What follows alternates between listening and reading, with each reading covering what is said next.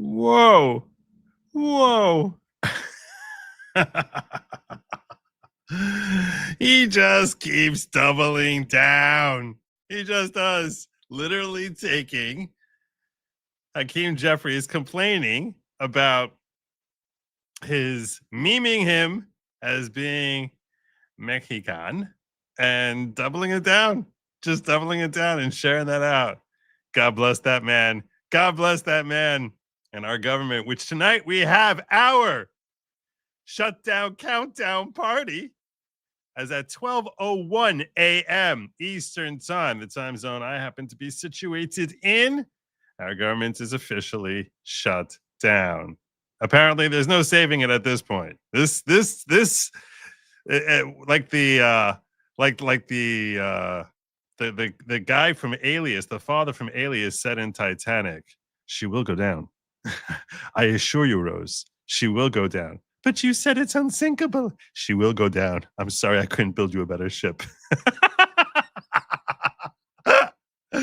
It was the dad from Alias, right? It was him. I don't remember the actor's name, but yeah. Anyhow, good evening, everybody. Welcome to the following program. I am your host, Joe Neerman, aka Good Lawgic.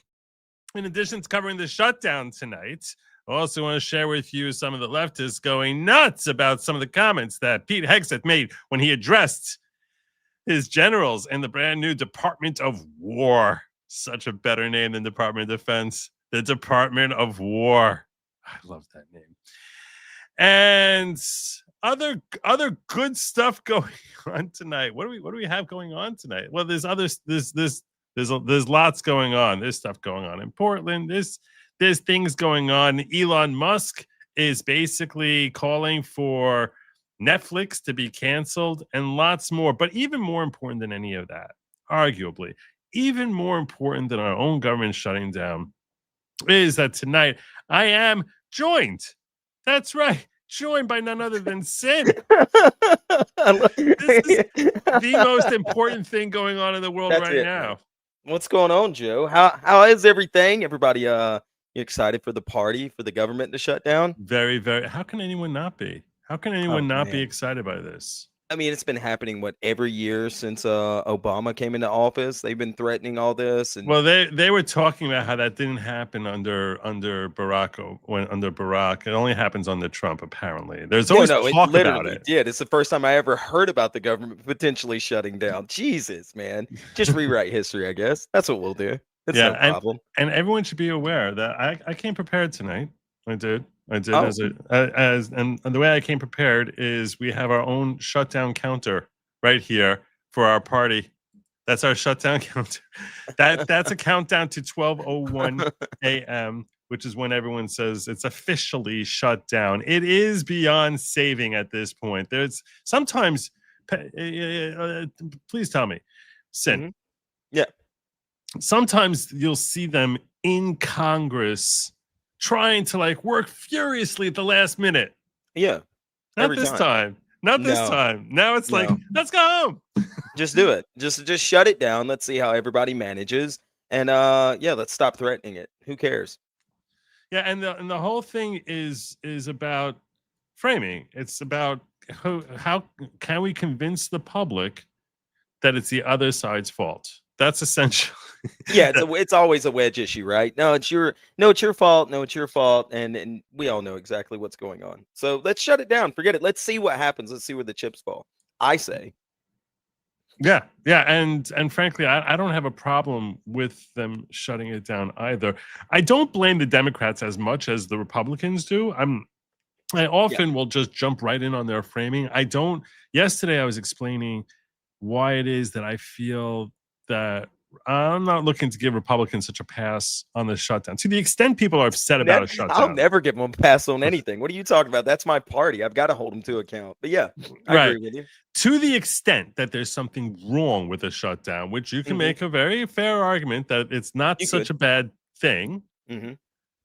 But to the extent that happens, and so that there's something wrong with that, I think that Mike Johnson, I was saying yesterday, this guy's been promising that he's going to be doing the budget and fixing that up ever since he first came in. That we're not going to have these continuing resolutions, and there's been zero effort on his part or anyone in the Republican side to actually balance the budget and start carving it. And it's something that will take probably a full year because there's just so much pork baked in over decades.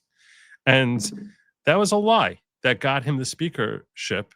And so when he's sitting here saying it's all their fault, I'm like, no, you know what? You should have been working on this budget since before Trump was sworn in.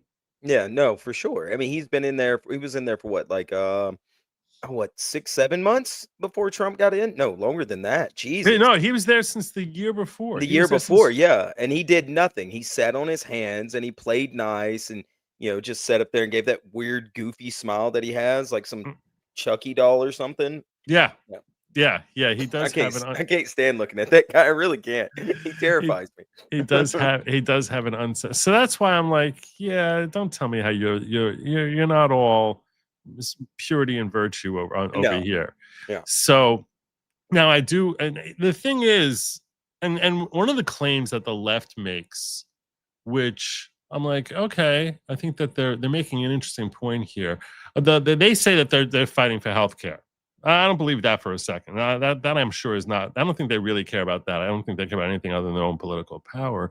But the claim that the Republicans are lying in making this about healthcare for illegals because undocumented immigrants, that they love to call them, are not able to get funding for federal funding for healthcare already.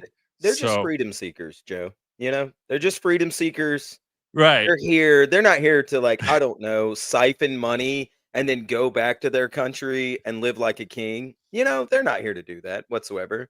Yeah. And Kimmy Hunt is even pointing out, Searcher says the last time Congress passed a full budget on time was in 1997. Jesus, man. Has it been that long? Yeah.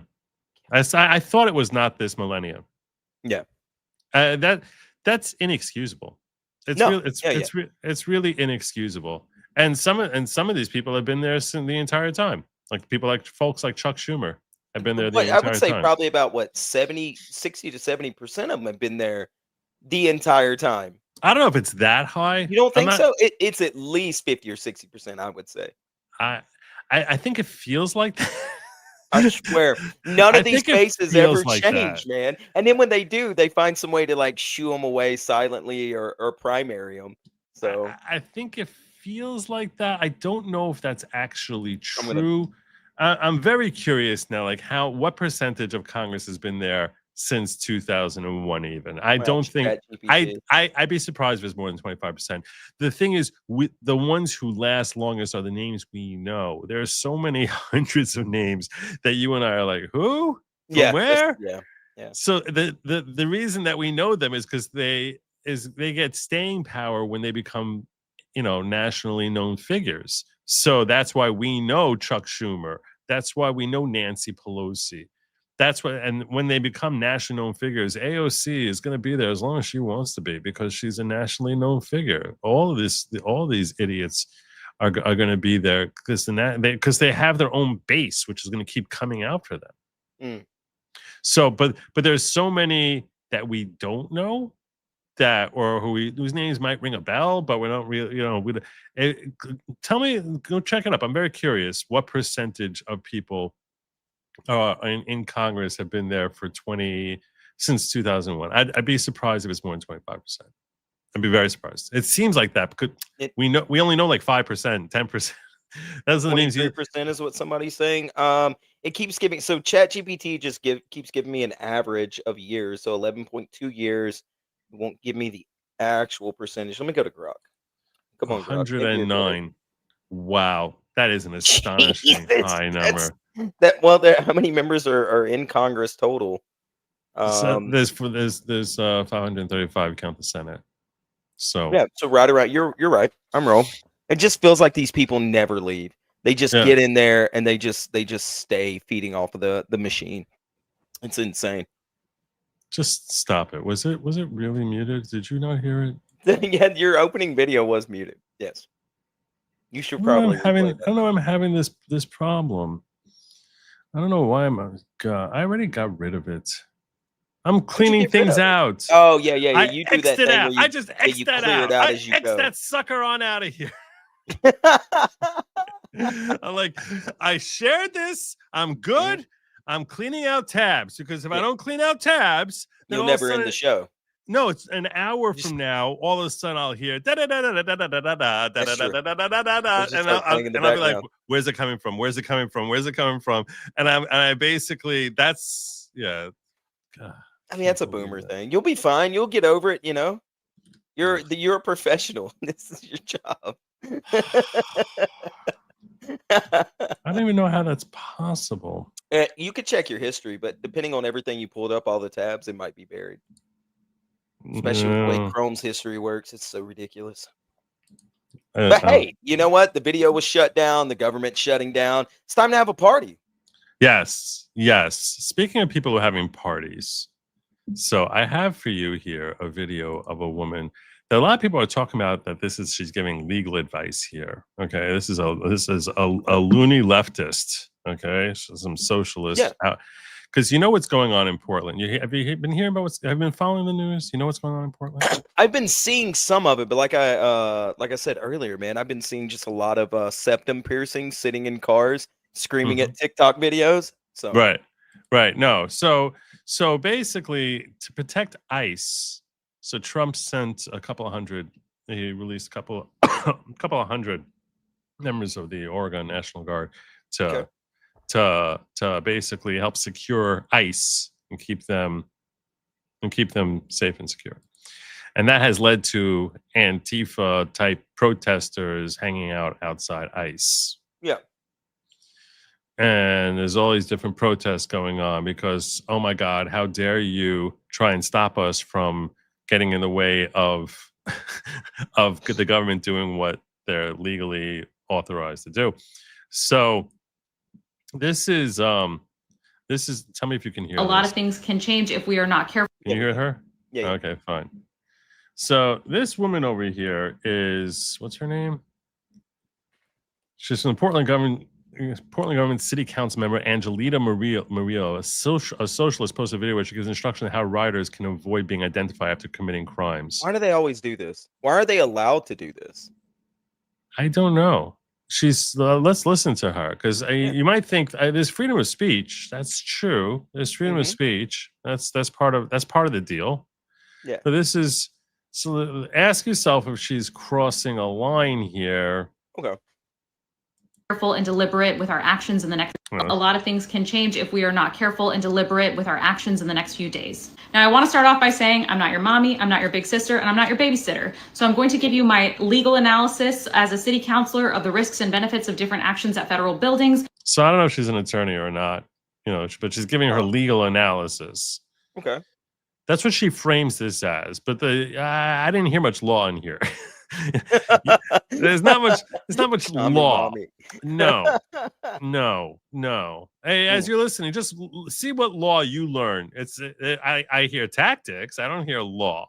But I trust your judgment, and you need to decide what risks you are willing to take for yourself and for your community as a whole, because all of this is impacting us collectively. We know that there are more ICE agents on the ground now, and that federal surveillance is at an all-time high. So here are some ways that you can protect yourself while organizing for your community. Now, it could be legal advice she's about to give. Okay, that would be one thing. Local journalists like Kevin Foster, who are on the ground at the ICE building, have captured video footage showing that there are unidentified black helicopters flying over the ICE building, and we suspect that they are using that to gather data on people. There are facial recognition technology devices used at most federal buildings, and most people think that they can beat that by covering their faces. But if you just cover the lower half, guess what? You have left your eyes and eyebrows, which are the most identifiable part of you. Even if you do cover your... See, this is not legal advice. None of this. No, this is just tactics to how to literally how to rob someone. That's what she's telling you right now. Yeah, exactly. She's telling you like how to get away with robbery, with committing crimes. Exactly. And what not to do if you want to get away with committing crimes. Exactly. Yeah. Successfully, some technology can also track your gait and the way that you walk in order to create a pattern that's just identifiable to you, just like a fingerprint. And guess what? Your phone, you should consider this a tracker and a listening device at all times. With your phone, they can track your location. They can see who you met with. If you happen to organize with a bunch of different people and you all took the bus to the same secure location, guess what? They have a pattern of who you organize with and who you talk to and how long and why. So you should get a Faraday cage, which blocks the signal from your phone. You should disable fingerprint and facial recognition technology to unlock your phone. And you should have a PIN that is longer than 4 numbers. If you're going to regularly protest, I also highly recommend going to your local grocery store, buying a burner phone in cash, and using encrypted apps like Signal to communicate with people and having disappearing messages on. You should. She is giving advice on how to make a bomb. I mean, first of all, what grocery store sells burner phones besides Walmart? Like, what do you? Okay, but second of all, this is insanity. Yes, she is a sitting councilwoman. Yes, and is allowed to give basically an instruction manual on how to commit crimes, potential felonies at this point. Yeah. And she's just, I'll just put this on TikTok or wherever, and hey guys, have fun. Good luck out there. Yeah, I'm not sure she's committed a crime. Okay, all right. So I'll tie this in right quick, right? Somebody asked in the chat why I cover my face. I am a real estate agent and I have a moral clause. Some of the things that I say online, if I joke about, say certain phrases, words, or anything like that, I can lose my license and be fined up to $1 million. So until I can do YouTube permanently, I keep myself protected. This lady's a city councilwoman. She has no moral clause that she signed or anything like that that says, hey, you probably shouldn't be telling people how to commit felonies. Yeah, you would think that that's something that shouldn't be happening, right? Exactly. It's wild, man. and those of you who are sort of like, why can't Singe show his why can't he show his face? Why can't we want to see his face? Trust me. First and foremost, you don't. Second of all, second of all. He's got to be like, he's got to keep his job. You guys should go over to his channel, and sub up to him so he can actually get paid money. He doesn't have to have some other job there. Yeah, I would love to quit real estate. He doesn't have to have a job where all of a sudden, like, he's got his name up there, he's got his face up there, and the next thing he knows, there's something like this. Disgusting video, and we're going to continue to make clear bigotry will get you nowhere. We are fighting to protect the health care of the American people in the face of an unprecedented Republican assault.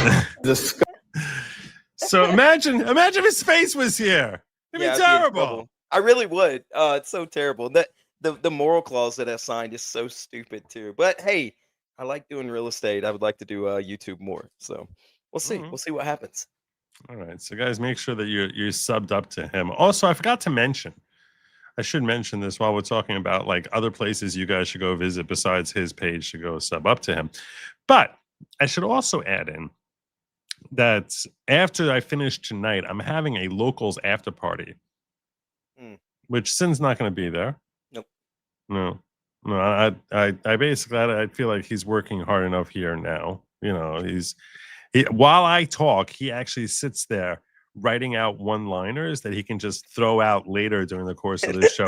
He doesn't bother writing it before. You were like, why would you do that before the show? No, that's another reason you don't see his face, because the entire time writing. his head is down. His head is down like this, with the tongue out. That's it. Just formulating one-liners over and over again. Yes. And you like how I imagine you're doing it by pen and paper also, not by and candlelight too. So it's just a real mess over here. The desk is a mess right now. It's crazy. Yeah, he's reading from it right now. He's literally he's reading. He read that whole candlelight. He's like, oh yeah, make notes himself. Can't read by candlelight. That's oh man. All right, let's finish up with this loony lefty over here. Attend protests with people you know and trust, and you should have someone trusted at home who has everyone's insurance information, everyone's job information, and is acting as jail support in case anything happens to their friends. I believe that we will win, but we have to be smarter and we have to be better organized than our opposition, because they have every tool available to them and we do not. What tools do you not have available? What do you...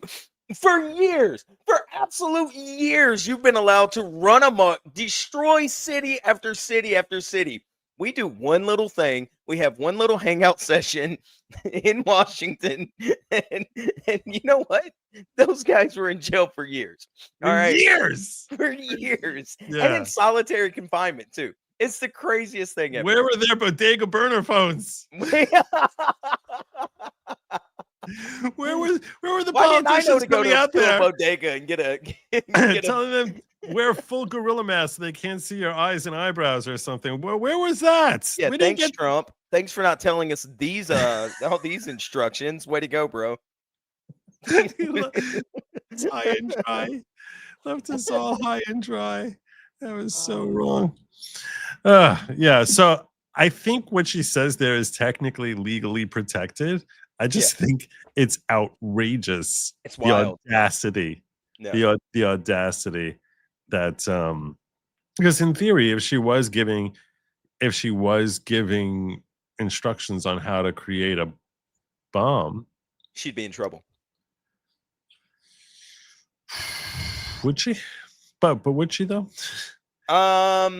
Is that a crime? She may not actually like get in legal trouble, but I guarantee you somebody would be knocking on her door and asking questions. Yeah, maybe. So there's at least the threat of potential trouble. Look, she has the right to say what she said, but I just think it's wild and egregious for a sitting congresswoman to be able to just sit there and be like, hey, it's by the way, astonishing. when you're wearing a balaclava, go ahead and get you some sunglasses too. And then, go get you a burner phone from your local bodega, or you're getting you a beef patty sandwich. And then, just come on out to the protests and start burning buildings and threatening ICE agents. It'll be a good time. Personal Mangle Arbrows committed a felony. Wesseltown says, but if the government shuts down, where will we derive our rights from? These are good questions. I have no clue. It's going to be anarchy. Yeah. Apparently you have a fan here. Love that Cynic joins us on this momentous occasion. Thank you so much. You're welcome.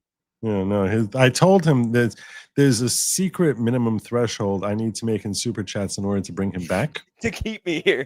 Yes. But he won't tell me the number. Dude, I won't tell him the number. Yeah. So so for Doxymom is helping the cause. She's helping. Yeah. So searches that this one we got. The mere fact that the New York Times polled on whether Democrats should not shut down the government is a removal of the Overton window. We're going to cover that. We're going to cover the New York Times on that as we get into that story. I imagine the plans revolving around the news of medicine price reform take into account changes in Medicare and Medicaid, as well as cuts in other federal spending around the health fields. Huh. So he's saying that part of what they're arguing about is the issue about spending on healthcare. So apparently the Democrats want to add $1.5 trillion, much of which is attributable to healthcare. And when you hear, let's get into that. Wasn't a lot of the budget cuts for the healthcare done because of federal spending for abortions, right? Like that was the major reason why all those cuts were done.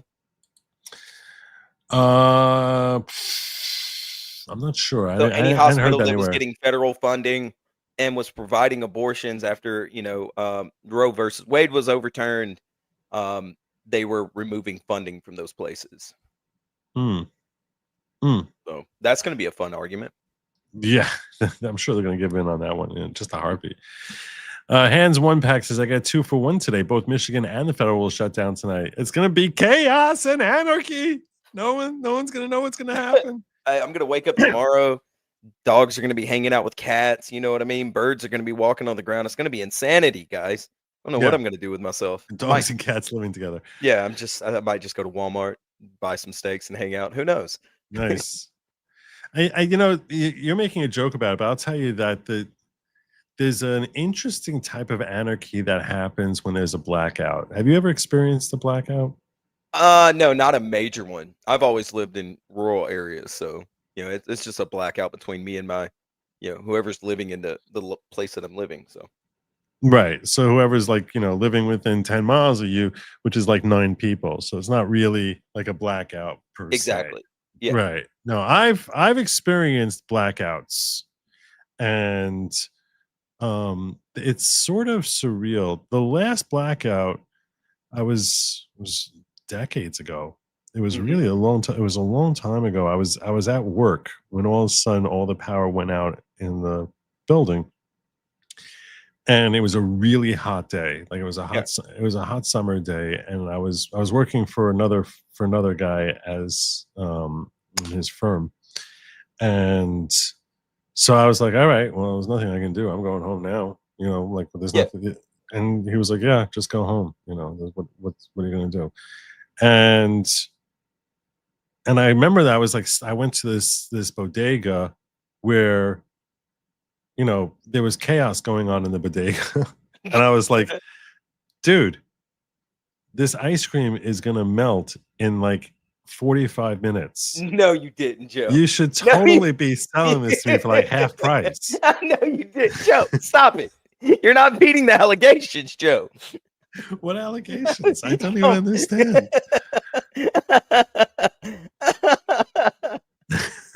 So he's like, he said to me, in an hour you won't be able to get ice cream. You should pay me double. There you go. And I was like, all right, fine. I'll just pay you $2 extra. How did you get beat? How did you get beat on that deal? I was like, all right, we'll split the difference and I'll pay regular price. Yeah. But yeah, so but when it would actually lasted for a couple of days, and there's a feeling of both calm and chaos, because you don't know when you're getting your power back. You don't know when things are going to restore it, and everything is just everything just feels sort of off. Now, that was before everyone was so dependent on cell phones. Like that was back in the day when everyone had home phones. I don't know what would happen now if because no one has home phones anymore. I mean, it's wild. I was in a hurricane a few years ago and we had a blackout, but it's, you don't realize how much you use your phone until that cell signal is completely gone. You know what I mean? Like you don't realize how dependent you are on it for almost everything nowadays. So yeah, we really are very dependent on our power. So part of me wants to transition over into talking about the shutdown. okay. Part of me wants to save that for when like we're getting closer to hitting the I say save it. Yeah, what else we got? Well, people are weighing in with the whole, because people see the title and quite properly so are weighing in on the topic. That's why I'm feeling this torn thing. But Matt Reese says, I probably lived through more than a dozen government shutdowns. It's never affected me personally. If it wasn't news, I wouldn't have even known. That's true. Most of the time we wouldn't. If you don't work for the federal government. That's what I was about to say. Yeah. Are you really even going to know? Are you really even going to know? J.H. Schwalbeck says, Jojo, I can fix her. Send me your number. I'll let you know how it works out. It's not too often you say that about a leftist, but I mean, she was cute. I'm not, by leftist standards, like she was like, what are you doing here, right? Yeah. Adrian says, I started the federal government in February 96. Would have been earlier, but my start was held up due to the 95 shutdown, followed by the blizzard of 96. Sadly, I did not heed those warning signs. It's funny. Jeffries is Slowpoke Rodriguez. Dark Dick Parker says, this guy is in the witness protection plan or what? He's not in the he's just trying to protect himself from. I thought Obamacare took care of all this. It did. Everything's fine. Fixed everything's fine. Don't mind the man behind the curtain. It's no big deal.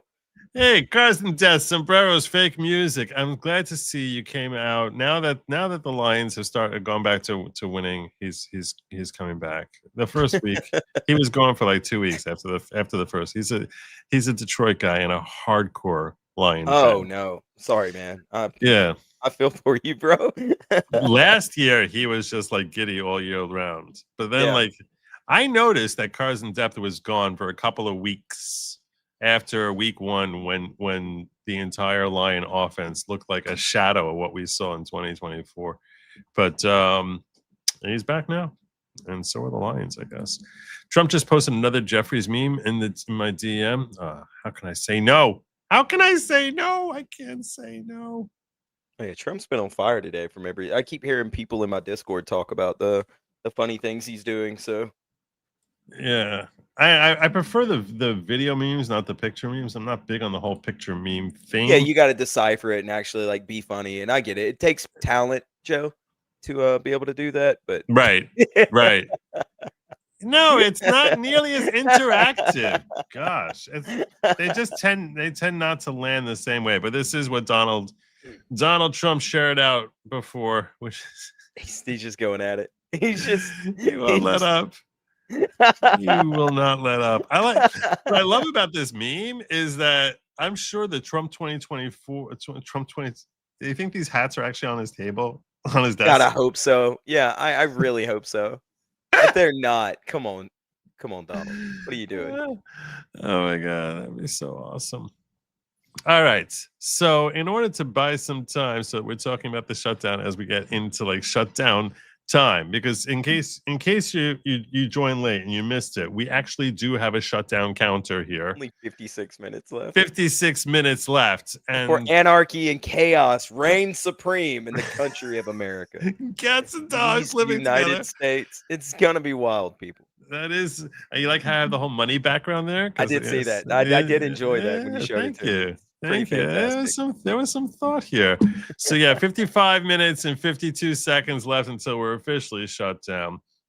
So we'll cover the shutdown conversation after we talk a little bit about what happened today with Pete Hegseth. Did you see anything of what Pete Hegseth? I caught a little bit of it, and I started laughing when he was talking about the fitness stuff, and I was like, "All right." See, the motto of my first here we go. was those who long Got to present the video, Joe. Yes, see that was actually a video I didn't want to pop up. Jesus, man. But all right, we'll start with this. To my survival shelter. I'm in my cabin in the woods, so I'm not worried about it. Thank you. You're such a big, when Jim comes here. Yeah. He's pulling these things up for me.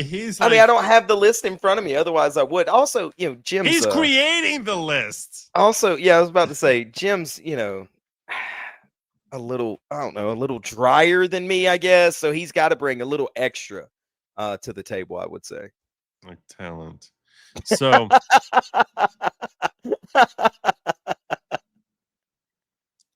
All right. Well, we'll start with this. I guess we'll start with a recap, an overall recap, and then we're going to go through some isolated breakdowns. Timcast breaks down. So those of you who want the short version of this story, Timcast broke down that Pete Hegseth, Secretary of War Pete Hegseth's massive military overhaul announced to 800 plus generals, terminates woke policies for warrior ethos, and here are the key changes. Combat roles revert to pre-2015 male standards. Biannual fitness tests for all. Good. Make them triannual. I think biannuals enough. Nah, I want them to be more tough, more strong, more mad. You know what I mean? You're gonna be like zapping them. That's it. I want them like angry all the time. Electroshock military training. All right. Also, strict grooming, no beards, long hair, gender delusions, hazing, bullying. Delusions? Well, you're just going to breeze past in the grooming standards. In the grooming standards, you have strict grooming standards. No beards, no long hair, and then in quotes, gender delusions. You're just going to breeze past that like that's nothing. Went right past it. I went right, because to me, this is like, obviously, hello. Yeah, he starts with no beards, but like that was a big thing. They were allowing guys to have like a little bit more facial hair than usual. My brother just retired from the military.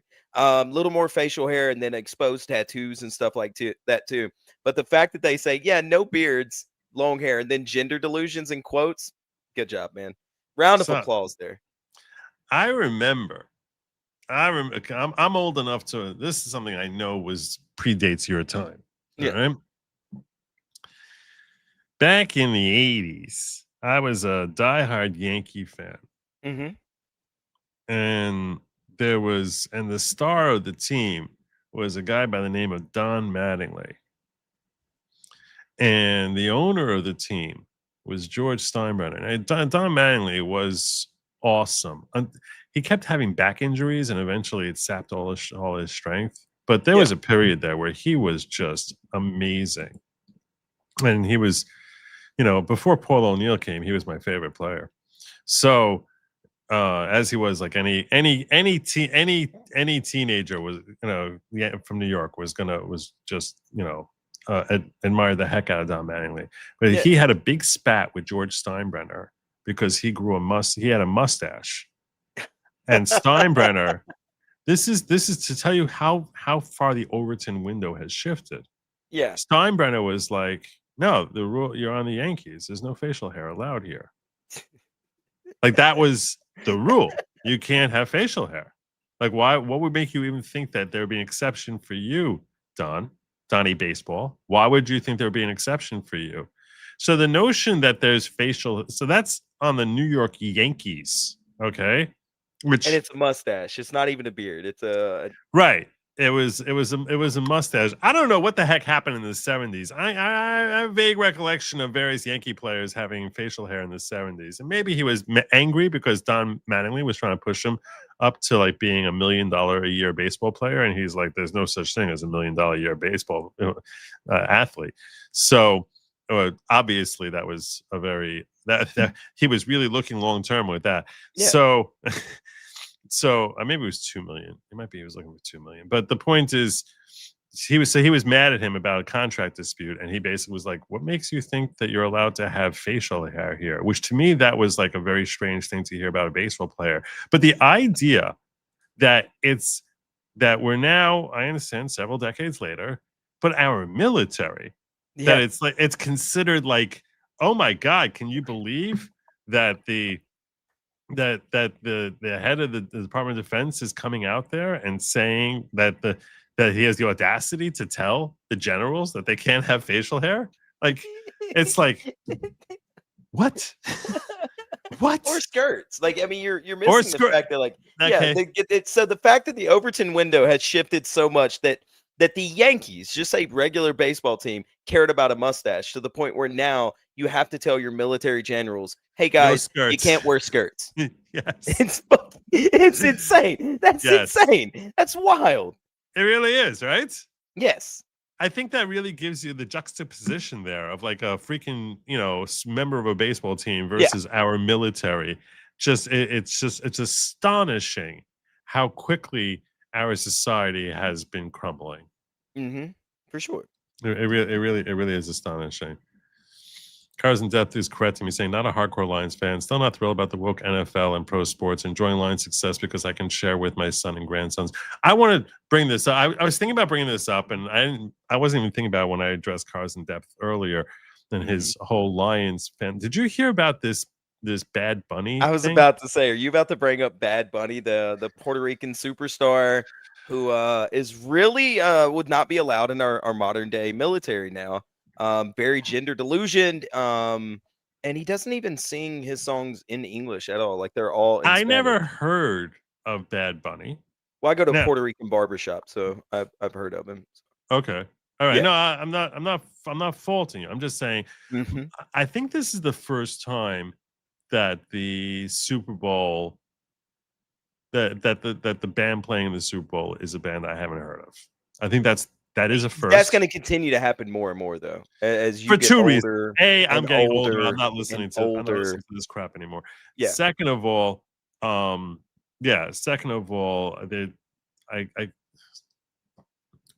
guess you're not into the Puerto Rican music scene. Right. I mean, you're just not hanging out. Are we going to have K-pop soon also? Is that what's going to be coming next year? I mean, at least K-pop is some of it is good. Is it? Some of it, yeah, it's very good music. I think I've never heard a single. I'm gonna start DMing you. I've got a fan of mine on my show that sends me K-pop stuff all the time. I'll just start forwarding it. Don't worry, we'll get you caught up, Joe.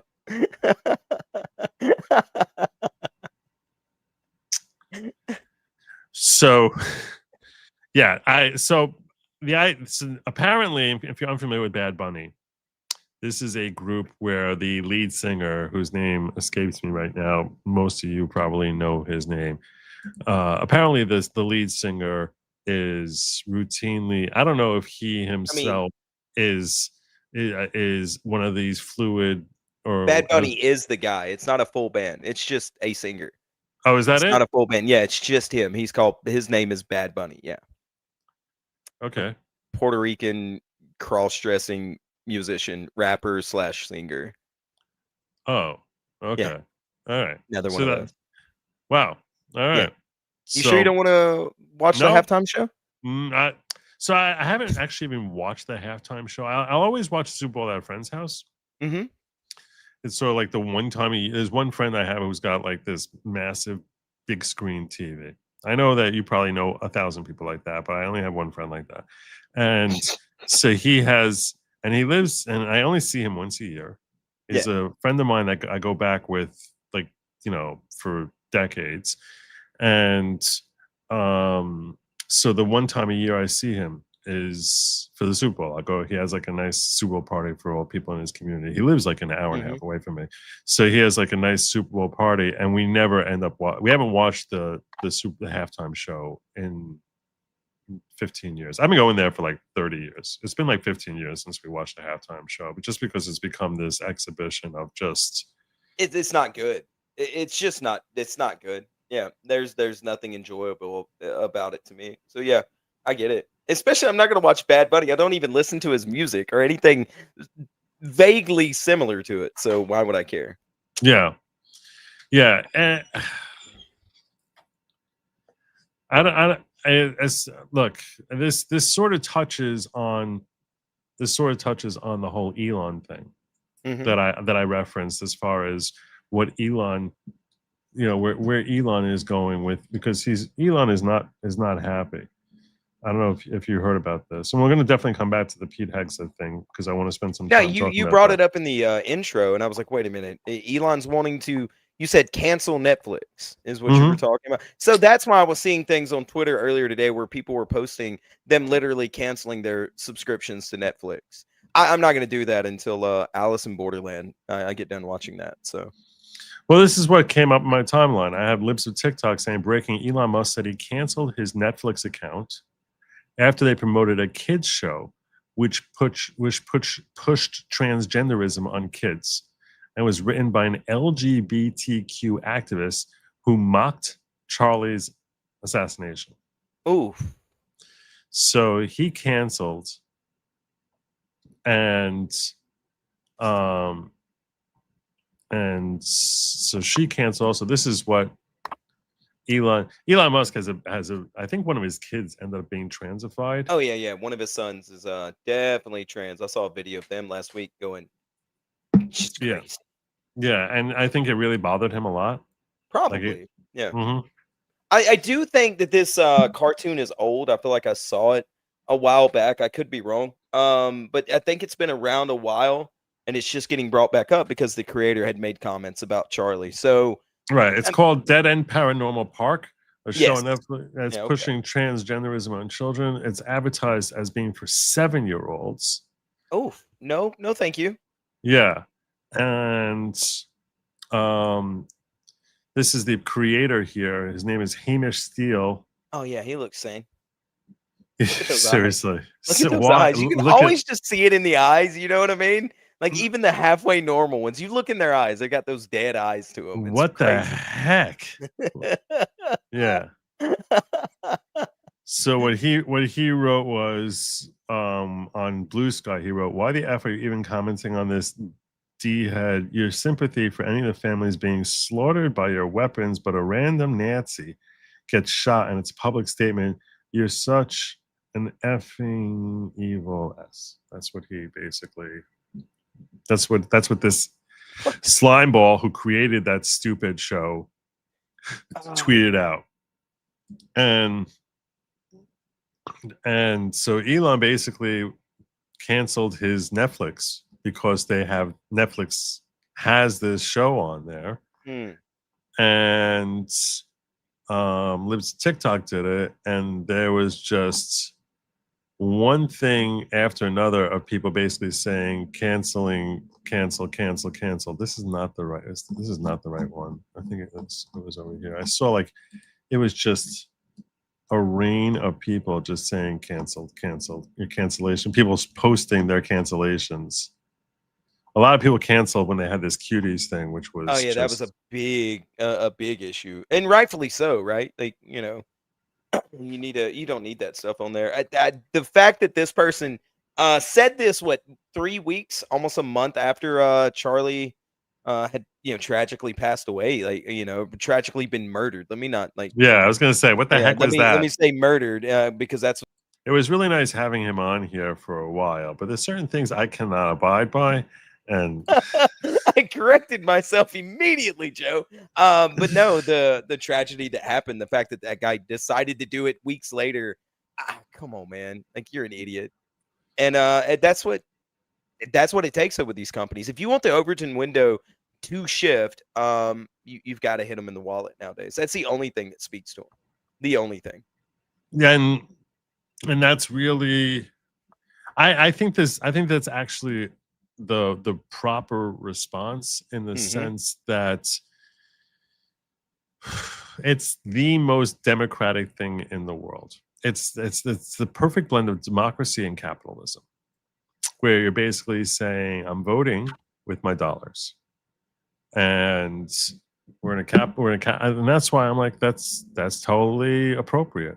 You're basically, instead of it being a matter of screaming at the producers, take it off the air, take it off the air, take it off the air, it's punish them financially. Exactly. And the masses are speaking. And pull your funding and don't bring it back until they do what you demand them to do. Yeah. If we're going to be ruled by these companies and everything that we do, then take your money from them. Stop funding them. Yeah, so I think that's totally appropriate, and it's a healthy response, and they should feel the wrath. They should, because first and foremost, even allowing that stupid ridiculousness. I mean, it's so horrific how they're so desperate to poison the minds of children. They can't have kids of their own, so they want to poison your kids' minds. Yeah, they want to recruit your kids because they can't have kids. Could you have a more perfect definition of evil than someone, because they don't even really gain anything out of it. All they gain is the temporary salve of like, there's another person out there like me. The destruction company. Yeah. It's a misery loves company philosophy, and it's not actually really loving company. It's just feeling less alone or whatever. The entire thing is such pure evil in destroying these kids' lives for no upside for the kid, and just having them be tortured forever because the kid asked the wrong question or was a bit of a tomboy or whatever it is, and they basically or was a boy who liked was drawn to flashy colors. So next thing you know, we're just going to mutilate them. We're going to sterilize them. We're going to load them up with drugs.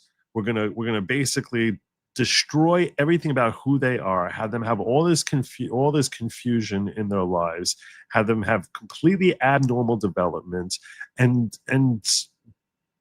for what? It's like, how self-involved do you have to be to do that to another human being?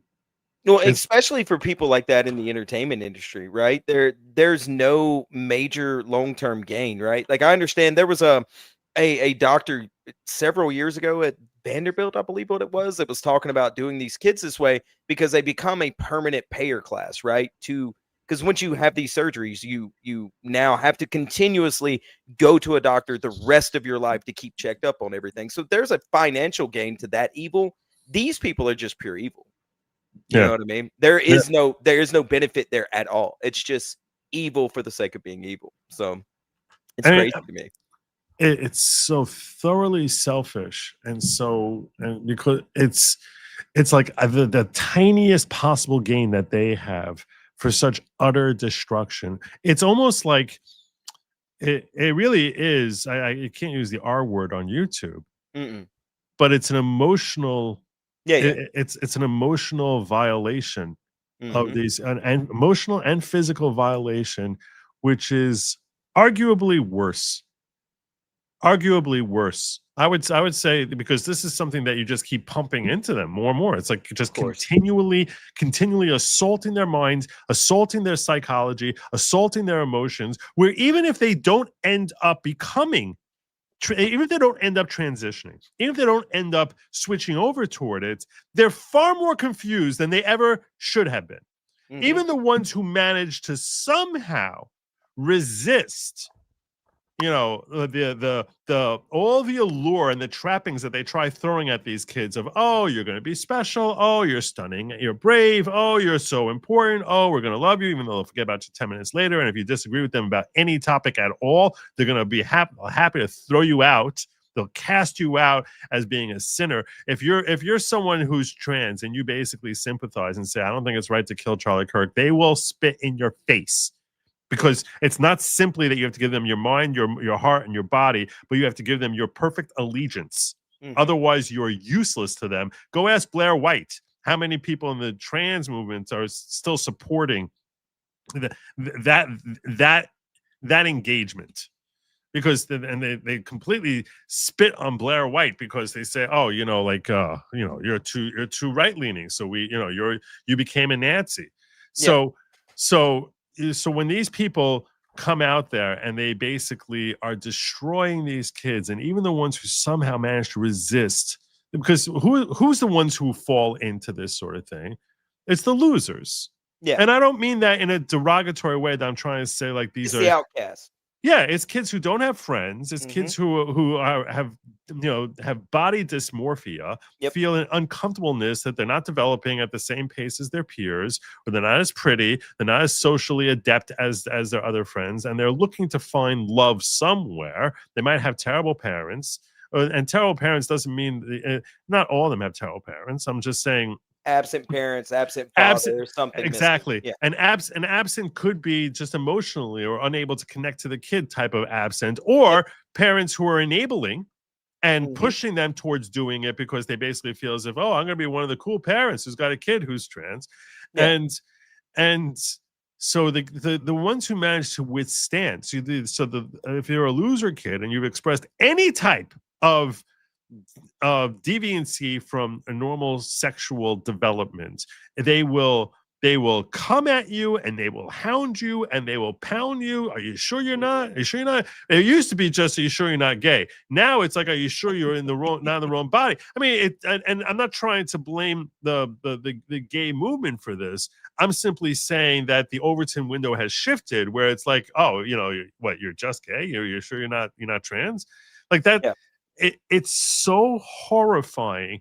And even these kids who are so lost and so alone and so without friends or any sort of real support systems, even the ones who manage to withstand it are so much more deeply scarred for having to go through that experience where they actually have questions about who they are as a person, when this is something that never should have been a topic they ever had to think about for 10 seconds. Exactly.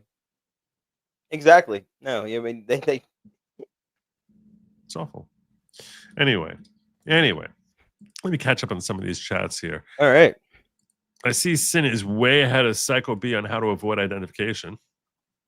All right. Well, there you go. He's even got the whole cool. You can't even tell who his avatar is. Exactly. Even his avatar is sufficiently developed to recognize, hey, look, I'm not going to let you see my eyes and eyebrows, the most identifiable parts of my avatar.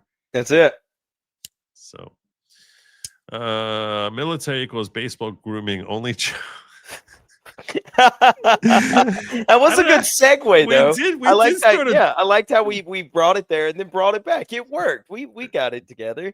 Yeah. I never know where the show's going to be 10 minutes from now. Navy had beards until 1984. There was some ugly faces the day we had to shave. LOL. And Don Mattingly looked terrible.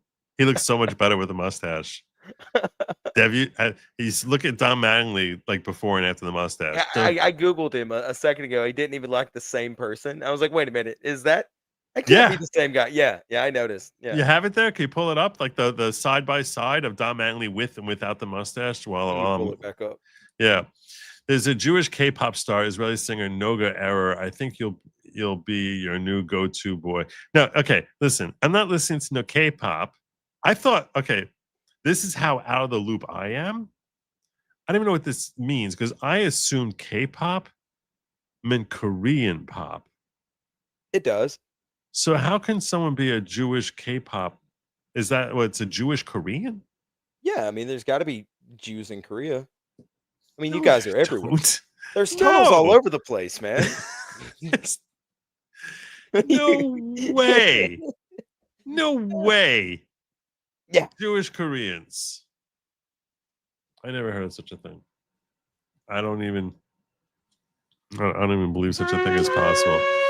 All right. Well, tell me if you found that thing, by the way. I pulled it up on my phone. I'm trying to find the same image on my computer. Dusha Elias says, I'll believe almost anything until the lies tell the truth. I'll tell you that I actually tweeted out right before I came live. Like the same people who are trying, because the left is now screaming about on this whole shutdown thing that the Republicans are lying. They're lying when they say that we want to get funding for undocumented aliens because they can't get it. And I was like, the same people who told us undocumented aliens are not voting and were proven to be lying over and over again are now telling us undocumented aliens are not getting healthcare funding. It's like, yeah, not buying it. Not buying any of that. See how Netflix, big supporter of Newsom, won't work. Well, maybe.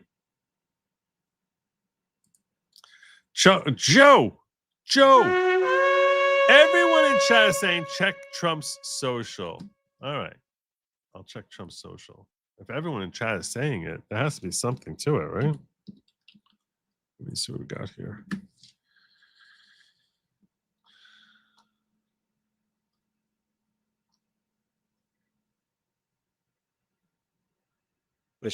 Trump's still trolling, I'm assuming. Having a good time, kicking his feet up, drinking a Diet Coke right now, laughing, tweeting at everybody. This is what That's what you just played, right? Yeah, this is what I opened the show with this. And this is the picture that he shared out. I mean, you tried to open the show with it. This is so mean. I guess he does have these hats with the Trump 2020. Just trolling them. Just leaving them there, just rubbing their nose in it over and over and over. Look at that picture of. Oh, that's so good. Oh my gosh, look at that picture of them.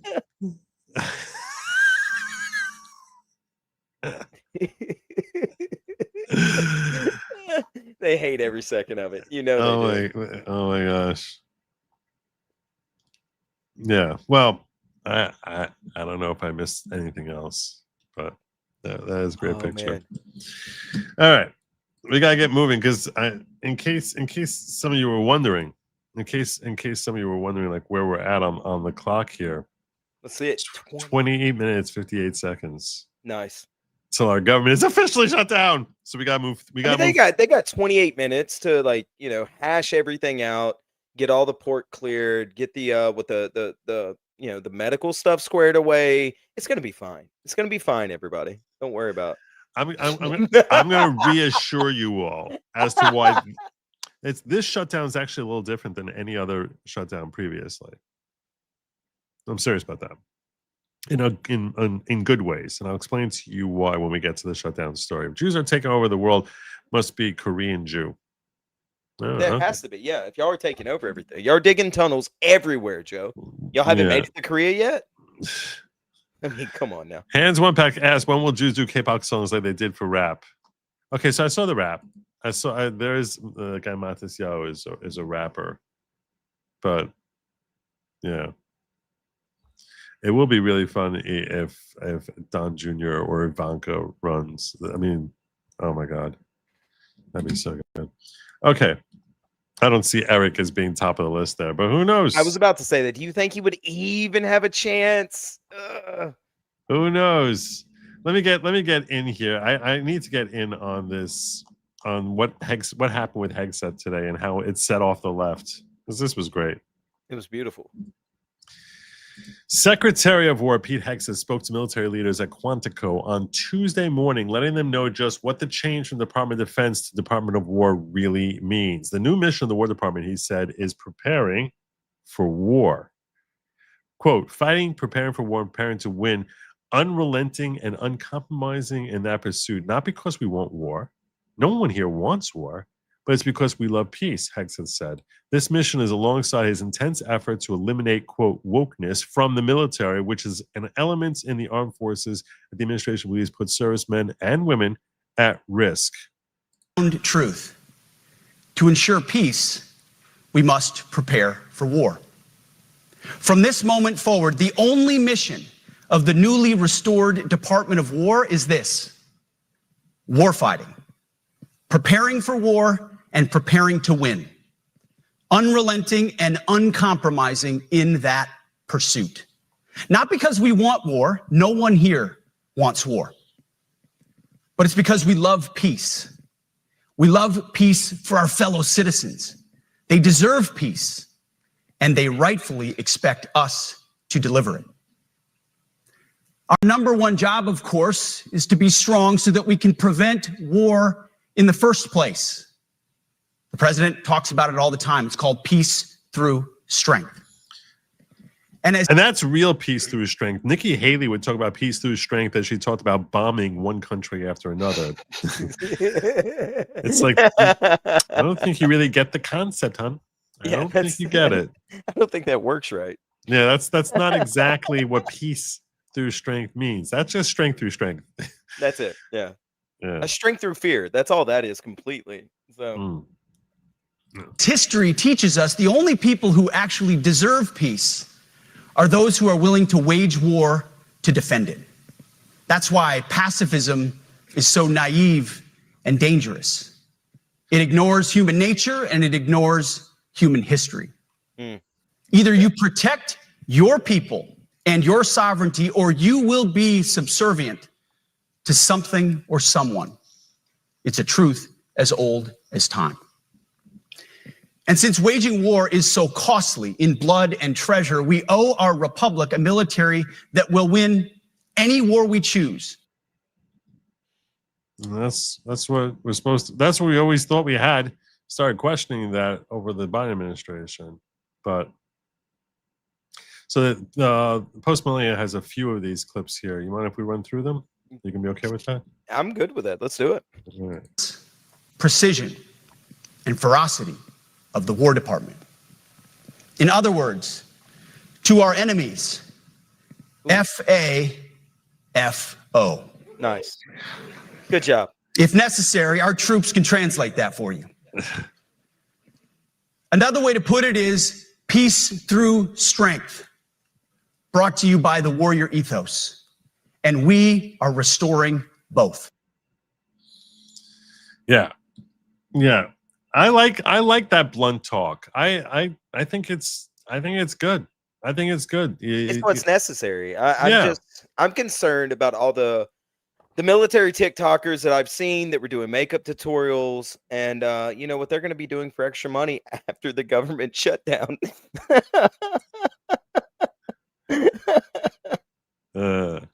You know. Let's get to the next one, brother. Leaders for the wrong reasons, based on their race, based on gender quotas, based on historic so-called firsts. We've pretended that combat arms and non-combat arms are the same thing. We've weeded out so-called toxic leaders under the guise of double-blind psychology assessments, promoting risk-averse, go-along-to-get-along conformists instead. You name it, the department did it. Foolish and reckless political leaders set the wrong compass heading. And we lost our way. We became the woke department, but not anymore. Nice. Good job, man. Yeah. This is That's what we need. Yeah. It feels weird having a guy speak about the military in such a masculine and strong way after Yeah. like the last, I don't know, 15 years. After having Rachel Levine. Yeah. It's wild, man. It's like we're in Yeah. a completely different world. It's Completely different it's a world. whole other universe. Yeah. And you see how they react to it. It's like they just spend all day on the streets with their pre-printed flyers that someone is definitely sponsoring, and Yeah. and presumably getting paid to do it. And I'll tell you a secret though. These guys that are in the military, most of the guys that want to do that job want exactly what he's talking about. Yes, They want that. That's why they're there. The military recruitment surged. Mhm. Surged this year. I actually I didn't save it. I saw the clip which was basically saying how we passed everything because this is what, if you're in the military, this is what you want. The reason people join the military, there's a bunch of reasons. You know, people, some do it out of a feeling of necessity, but Mhm. you know, many do it nobly out of a sense of duty and patriotism. But you know, the reason people talk about like sending their kids to the military is to straighten them out, to learn discipline and the invaluable skills and training that the military provides or was supposed to provide better than any other outfit in the nation as far as teaching self-discipline, which is such an essential thing for the development of probably today more than ever. Because it used to be go to college or go into the military, and those were equal when you got into your job field, right? Like when you got out and started looking for a job, you could have either one of those and be accepted almost anywhere. Nowadays, it's not that way at all. So it's not, and it's also the point. The point though was that, you know, you remember like what was that movie? Bill and Ted's Excellent Adventure, right? Whoa, yeah, dude. Yeah. So Keanu Reeves breakout. Yeah. So so Keanu Reeves, the character he was playing Ted, was like under threat that his father was going to send him to military school. To military school. Yeah. But that was like a common thing that parents would do, right? They'd be like threatening, we're going to send you to military school. Why? It's not like it's not a matter of simply punishing, but that was like an accepted thing that you do in order to help a kid who's a bit of a flake to develop discipline. Mm-hmm. And now it's like, you know, they go to send your son to the military so you can learn how to put on lipstick properly. Yeah, which shades tutorials in boot camp are important, you know.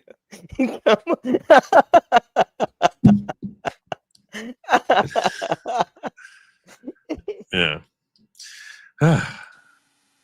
Today, at my direction, each service will ensure that every requirement for every combat MOS, for every designated combat arms position, returns to the highest male standard only. Nice. Because this job, no female standards, no like girl push-ups. No, not at all. Let's get back to the actual standards, please. That would be nice. Yeah. Job is life or death. Standards must be met. And not just met, at every level, we should seek to exceed the standard, to push. Amen. The standard's the bare minimum. Yeah, that's what people fail to realize. That's the bare minimum. You should want to go beyond that to be great. Yeah. Some people are calling that part of his speech racist and anti-woman. Wait, what?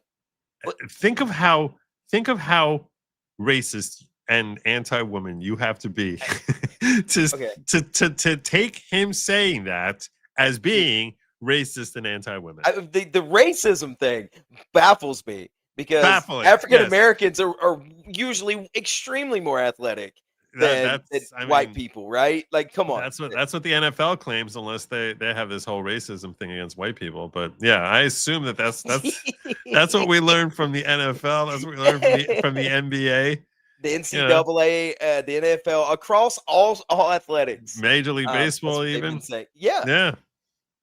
Oh, man. Yeah. Let me catch up on some of these here. Can't wait for that government shutdown. No laws, LFG. Nice. Should we do noisemakers or something at 12 o'clock? We should. We should definitely. We got 18 minutes left here. A little bit. Wait. How much time? How much time? We should. Got the timer. We need to know exactly. 17 minutes, 31 seconds. All right. 17. All right. This month really sucks for me. I'm sorry, Broly. Let me give you the horn. One of my favorite political commentators assassinated. Members of my family's faiths killed at church in Michigan and Minnesota. And now I don't know if I have a job. Friggin' Marxists. I'm sorry about that. Yeah, I hate to hear that, man. I hope it gets better, brother. I'll be praying for it. Yeah. Amen. T-Rex says, Pete, having been a grunt in the army, must love having all the generals and admirals paying 100% attention to him. Probably. That's probably a little bit of it. There's actually a couple more we got a couple more Pete clips here. Oh, let's hear him. I'm happy about this. I love it. Like I said, my brother just retired from the military 2 years ago, and he said the standards. He said you wouldn't believe how many actual guys that you want in the military just left the moment their contracts were up because of the way the standards were doing and the way it became so just PC. Stupid. Yeah. With physical fitness. Whoa. Yeah, that's hot. Yeah. No. Come on, don't boomer it. There we go. We got it. Nobody likes you. There's a couple, 2-3 people. I'm happy with that. In appearance. If the Secretary of War can do regular. I got it. See, I don't know how to turn this off. I want to turn this off. I can't help you. Of course you can't help me. I'm also a boomer at computers.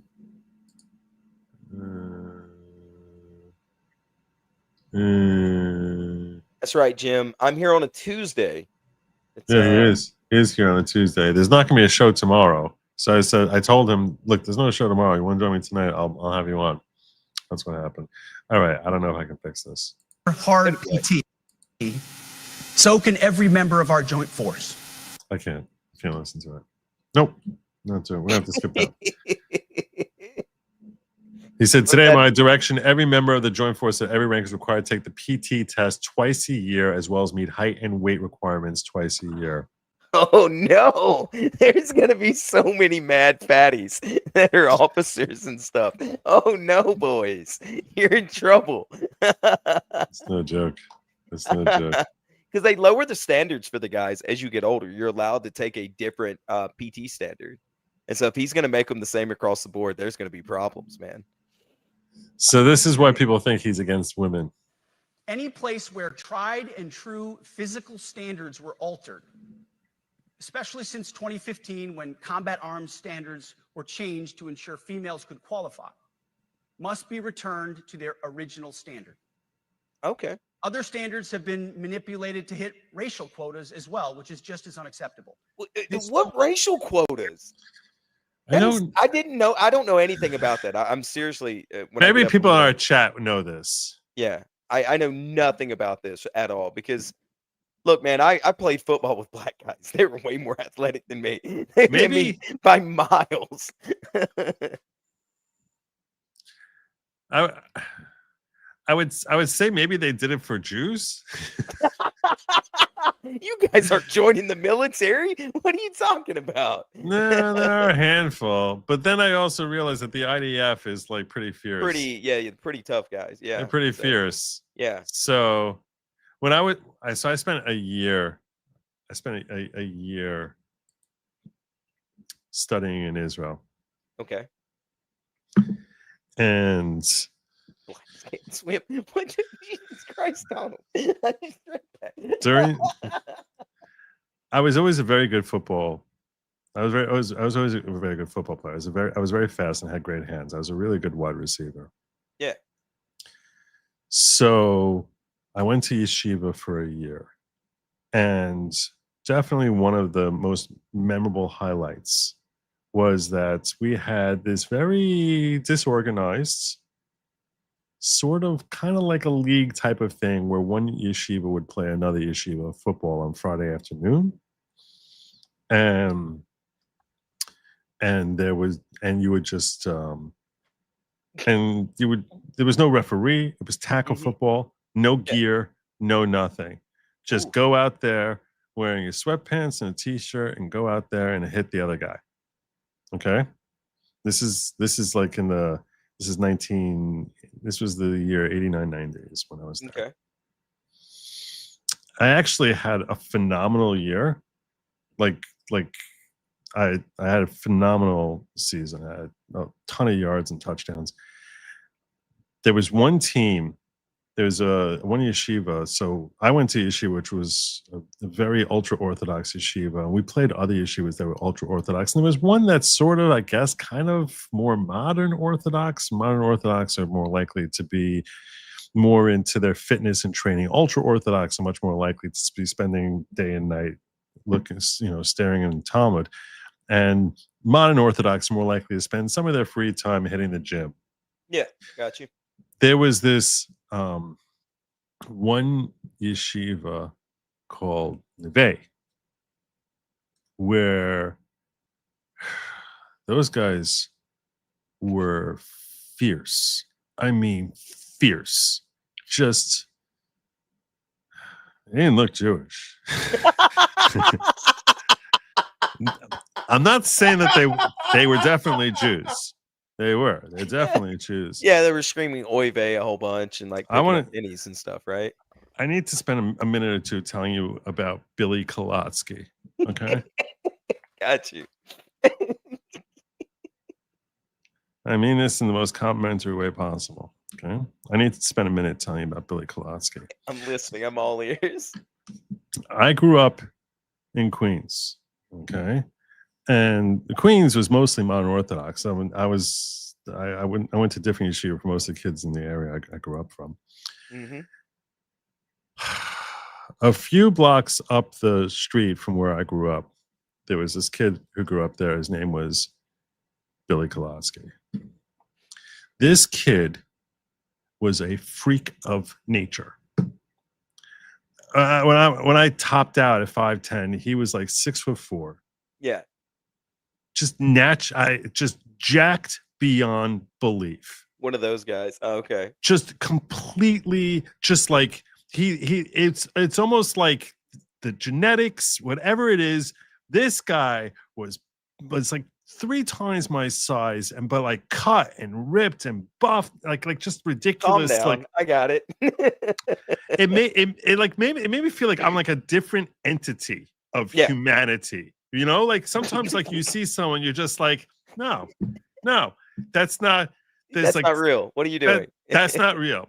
Right.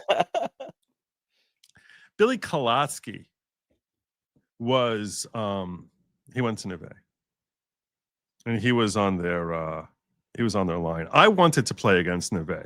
Now I was a wide receiver. Mm-hmm. Our line, which we played 2 ways, right? Offense and defense. Yeah. Our line did not want to play Neve. They're like, we are not playing. They supposedly worked out for like 3-4 hours a day. Like they had like this whole regimen that they would work out. They were just machines. Okay. Mm-hmm. To give you an idea, Billy Kolotsky went to Neve. Gotcha. Okay. He was too small for their line. God. Okay.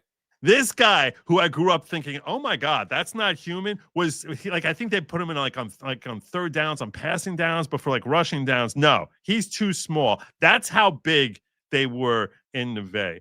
They actually had this, the IDF had this thing where if you wanted to sort of join in and go through training with the IDF, mm-hmm. that you could actually go through some program or something like that and train with the IDF. And apparently, the guys from Neve, they just blew away all the standards. They were just like, I really wanted to play them, but they, our line, the captain was on the captain was a member of our line. He's like, we are never, ever, ever playing Neve. Never, ever. Never, ever. So yeah, well, we had a pretty good line actually, but our line was much smaller. We would have gotten. So those guys would have passed the military standards. Your team might have struggled a little bit. Yeah, well, no, like I said, there was one kid from my school who apparently he did something that upset someone from Neve, and there was like a notorious story of like how like he was running through the streets of Jerusalem with like 6 of them just like chasing him through the streets. And he's this tiny little guy, like little Speedy Gonzalez, like running down the streets, like a busy traffic street, like running down the street with like 6 hulking guys, just like such fond memories. All right. Anyway, so I don't know how the point that I'm getting at is that the racial and sexist military standards that he was talking about. This like, is why I need a co-host to bring me back. That's what we're going on. And you said, well, maybe it's for the Jews, and you started and then I realized, and then Jews. Right. about Jews who I was just like, yeah, there are some of them. Yeah. Merit only. The president talks about it all the time. Merit-based. Merit-based. So there you go. That was. I think I got one more clip from him before we should. T-minus 6 minutes, I think, before we shut down. The entire world's going to come to an end, people. I hope you understand this. I hope you got canned goods and rations, bottled water. It's going to be a wild time. I got one more of him here. All the federal employees are going to get up tomorrow and be like, well, I guess I'm not going to work.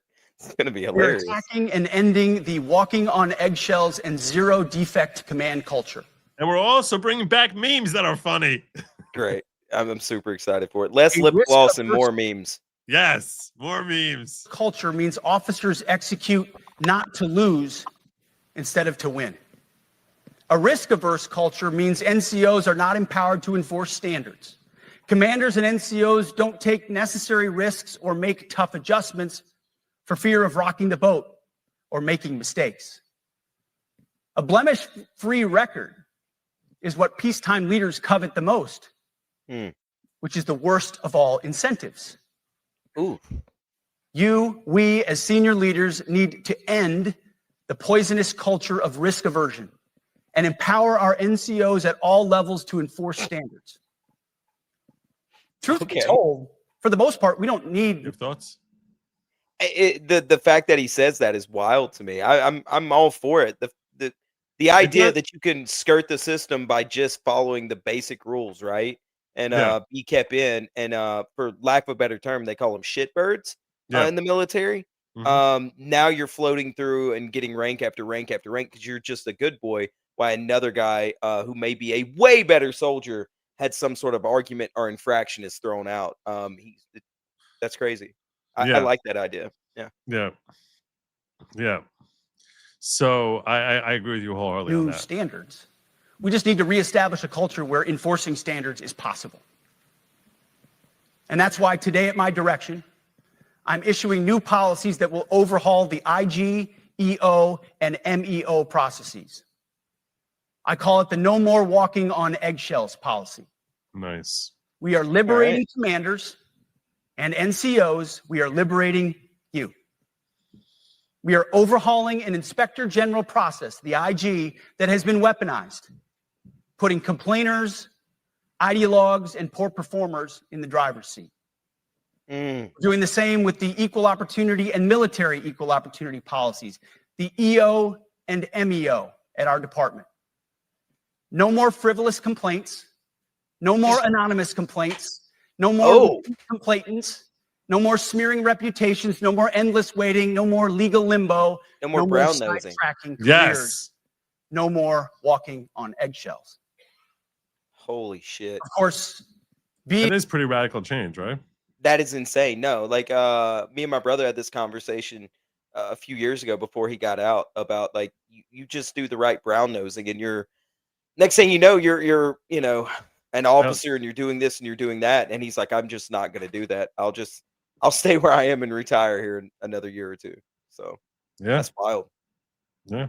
Being a racist has been illegal in our formation since 1948. The same goes for sexual harassment. Both are wrong. And So there you go. So it's not he's not trying to say, in no way is he endorsing racism or anything of that nature. But the point is that he's not going to reward risk aversion. Oof. 2 minutes and 45 seconds until our government is officially shut down. Forever. It's never coming back. Forever.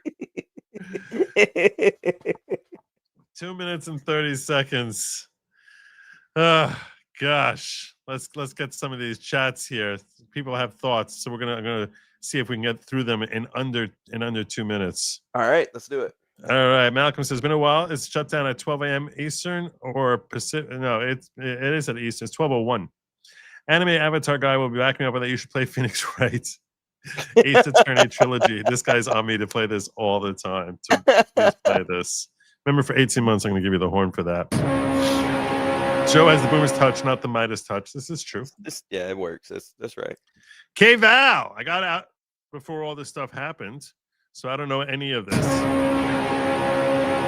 I knew they softened the Howland military, but I didn't realize they went from Iron Wall to a jelly donut. Oh, they for sure did. Yeah, my brother complained all the time. It was crazy. Should all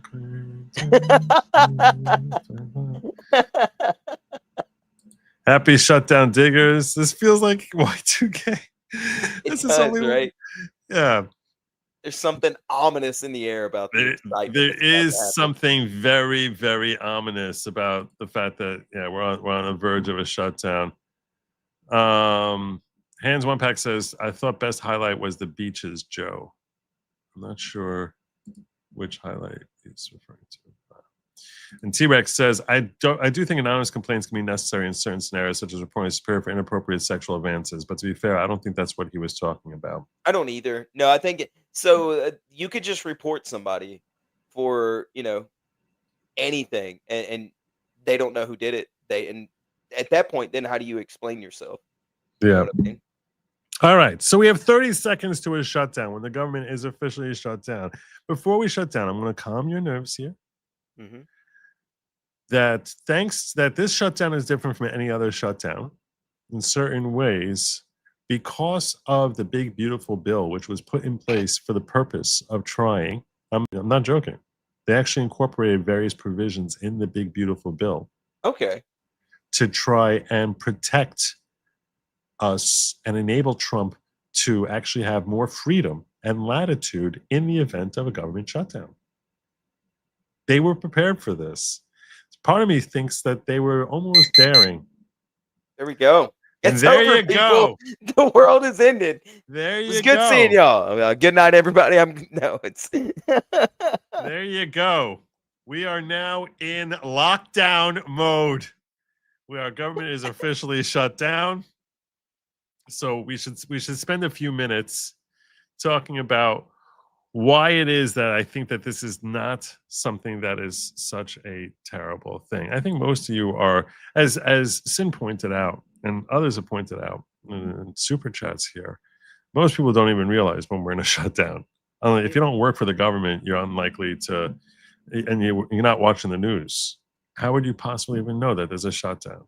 It's not like that. They say that the military, people who get paid from the military get delays, and certain people who are employees get delays. But apparently, there were actually provisions that were put into the big, beautiful bill, which was designed to enable Trump, supposedly, to fire folks in the event of a shutdown. You know how he's been fighting to fire people? Oh, yeah. And he has to actually, get approval, and there's a court proceedings, all these different things that happen when he's trying to get rid of certain people, certain folks. Apparently, in the event of a shutdown, the statute that was passed by Congress has built into it various provisions that empower him to have a little bit more latitude in who gets fired, so we can actually trim the government. And I think we're going to start seeing that very soon, probably tomorrow. And the Democrats are probably going to be having some conniptions when they see. Well, let me break it down for you, because I saw this and I was just like, is this really true? Or am I just, is someone telling me? I saw something from Dilly Meme, which was breaking this down. And I was like, okay, let me just check out, make sure that this is actually true before I tell it to my audience. So I made it Grok verified and asked Grok to provide me with the statutes which would support a claim that the big beautiful bill has any impact on this on how this shutdown will work. But let me share with you all first and foremost. This is not what I wanted. Oh. This was shared with me, courtesy by Kimmy. Bless you, Kimmy. I missed your chat. Thune is taking another vote tomorrow. Is that the chat I missed?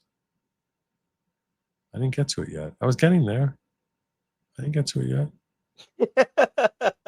Well, you said you were going to run through all the chats. I didn't. That's true. Yeah, that's true. I did say that. Yes. Hey, man, they're just holding you accountable. And that did come in before midnight. Yeah. So I don't know what to tell you, man. She's right. I'm wrong. She's there was right. a couple of them that came in before midnight. I did pull this one up without pulling hers up.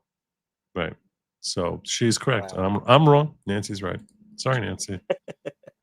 Thank you, Nancy. Somebody needs to hold you accountable. Goodbye, Rogue. Now that the government shut down, okay. Now that no one from the government's around to hold me accountable, someone's got to keep me in check. Yeah. What do we use for currency now? Bullets, cigarettes, charging batteries for cell phones. These are all good questions. I missed your chat regarding female helo pilots. Yeah, there was a couple chats you missed that yeah. I know a plane full of peeps would agree if that's what I got from him. Yeah. Is that the helo?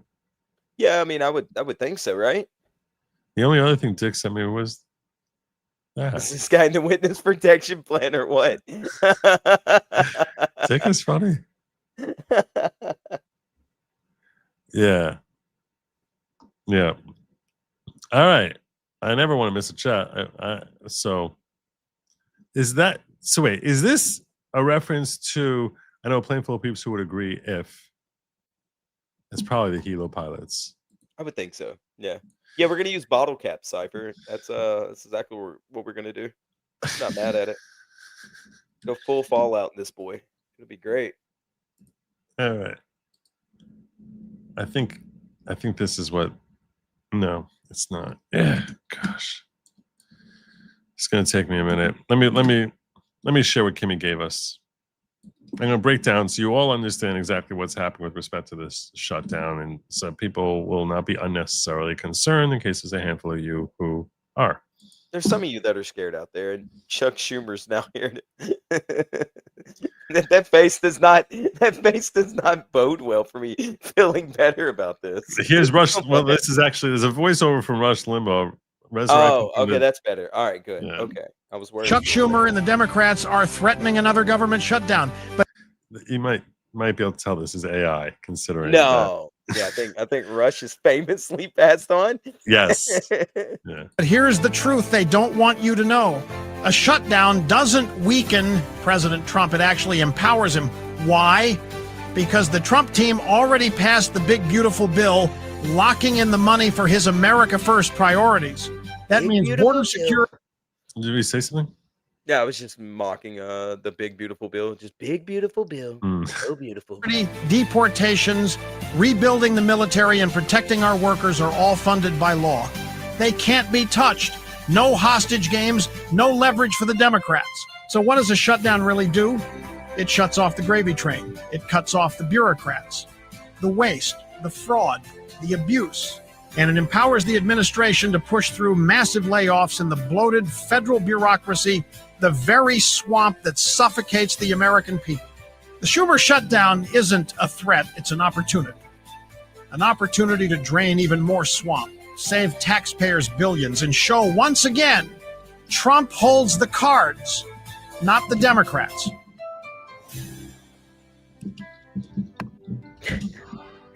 If the Democrats would read the bill, they would have known that then. But they don't. They just they never do. I know. So I Maybe had they'll all start sorts of reading 'em. questions. When I saw this, I had all these different questions. I was like, is this all true? Yeah. Because look, I like Dilly. I'm a big fan of Dilly. Mm-hmm. But I'm always let me verify some of the claims that are made in this. And I don't know so I actually went to Grok to check out this post. And I lost that. So It should be in your Grok. Go to your Grok history. we're just doing it this way. But there's a little thing. Oh well, all right, there we go. There's no That's Grok history here. The post features an AI generated video meme using Rush Limbaugh's voice to argue. Okay. All right. Is it true? Is it true that the changes this lockdown?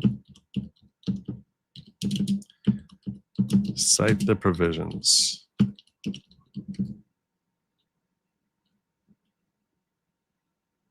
Come on, Grok.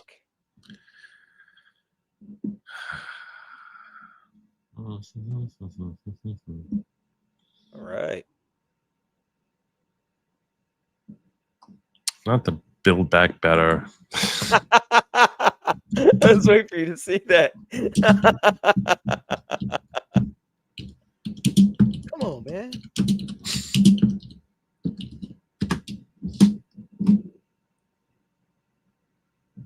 Big, beautiful.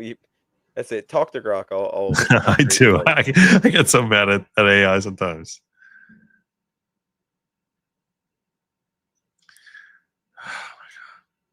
Look, there's a little thing at the top up there, a little arrow that rolls backwards. That's your history. You can click on that, and it'll pull up your previous searches.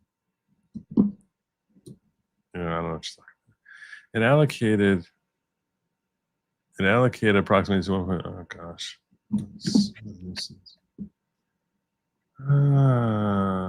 No one. You suck. It's professional. You're saying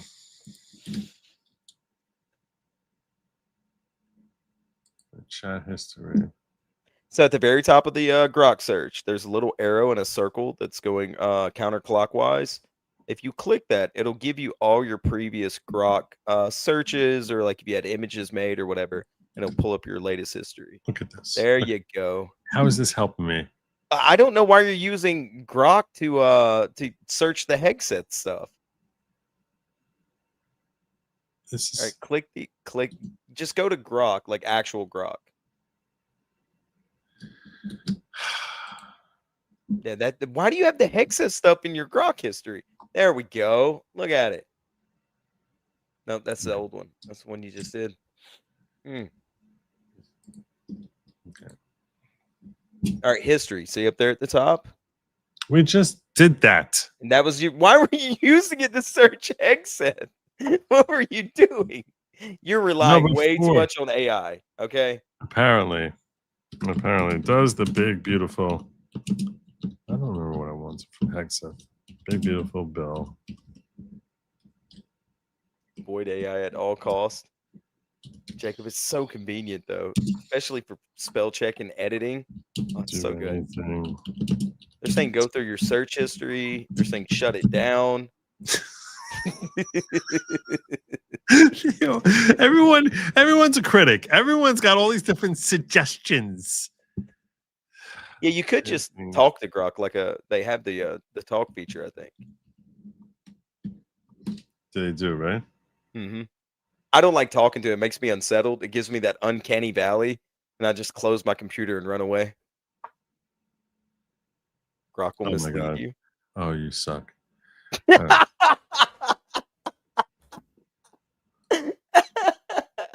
we're starting this over. No, starting this over. All right, let's talk. How do I talk to Grok? I I use ChatGPT that way. So Joe's wife must be a saint. The chat is killing me. Keep it up, chat. Hold him accountable. He's a professional, everybody. Shut up. Oh man. Let's just Ask hope anything. he doesn't turn his mic off for 15 minutes. Let's try this now. All right. All right, just scroll your history. I mean, it can't be that far down. I mean, how long ago was it you searched the daily? Like 10 minutes ago. All right, well then. So it's get your not there in the history. history because that was on my phone versus being on my. Oh, you on did my it on your laptop. phone then. Yeah. Okay. Yeah. Well then go to your history on your phone, copy and paste the search prompt from your phone. I have to teach you how to use technology on your own show. I'm not even monetized yet. Look at this. Unbelievable. Is Sid a guest or a mod? I'm trying to help the guy. Okay. I can only do so much. Hey, I found it.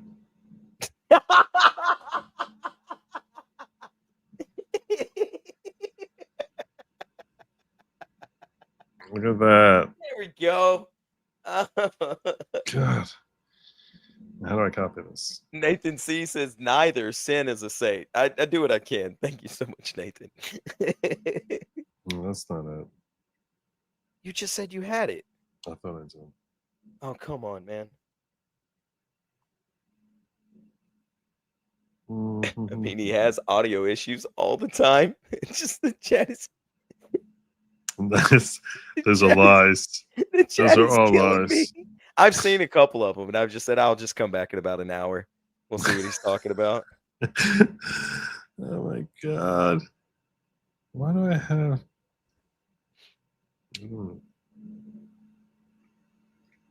This is at 8:25 p.m.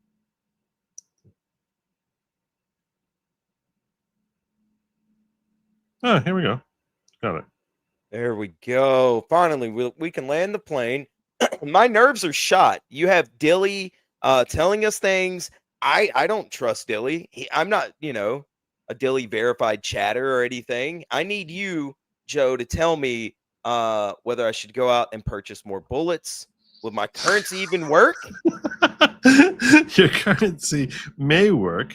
All right. What about my banking? Is that going to work? I mean, what's going to That go reminds on? me, I definitely missed one chat here from whatchamacallit. Someone was talking to you about this. And I was like, I don't remember pulling this up. Did I pull this up before? Sin, I'm a real estate broker in California, 20 years. Get out of the industry. Newsom's killing us. P.S. 14 hours from now, prostitution legal everywhere. Oh, God bless America. They are killing the real estate industry. We man, it's across the country now. They basically killed the buyer side of any contract. And no one cares. So well, I was trying to fill the dead air with you. You know what? If I wanted to be yelled at or treated like this, I could go on my own show, okay?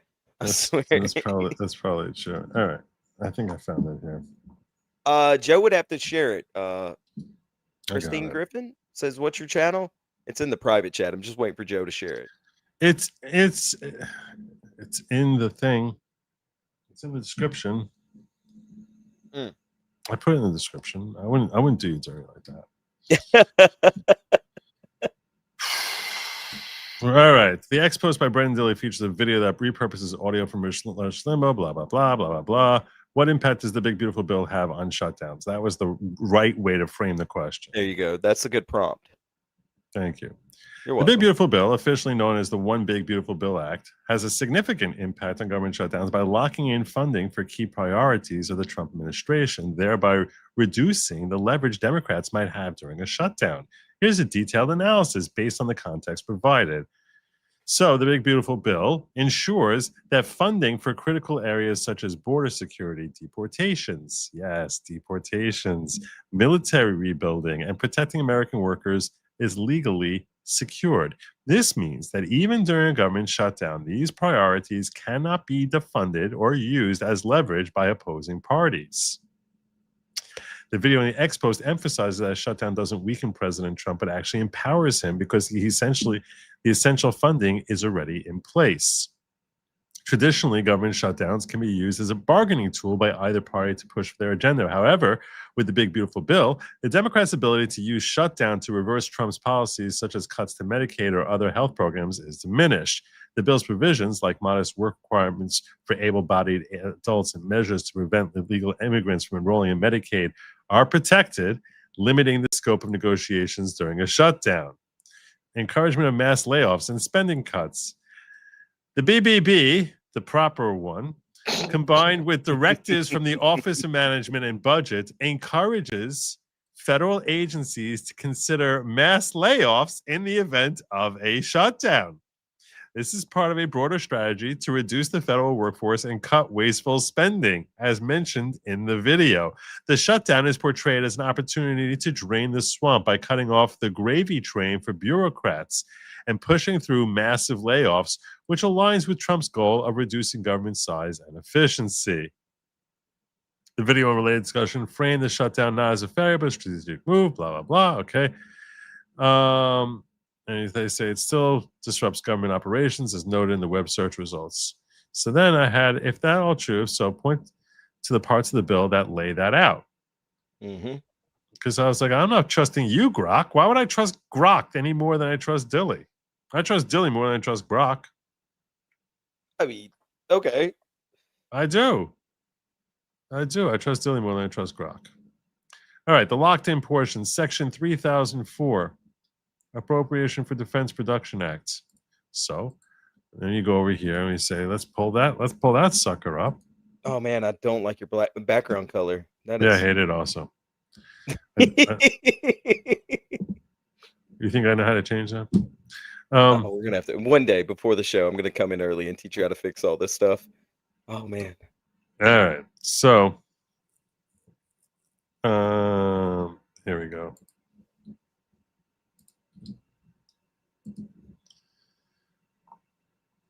Appropriations for Defense Production Act. In addition to amounts otherwise available, it is appropriate for fiscal year 2025 out of amounts not otherwise appropriated. $1 billion to remain available until September 30, 2027 to carry out the Defense Production Act of 1950.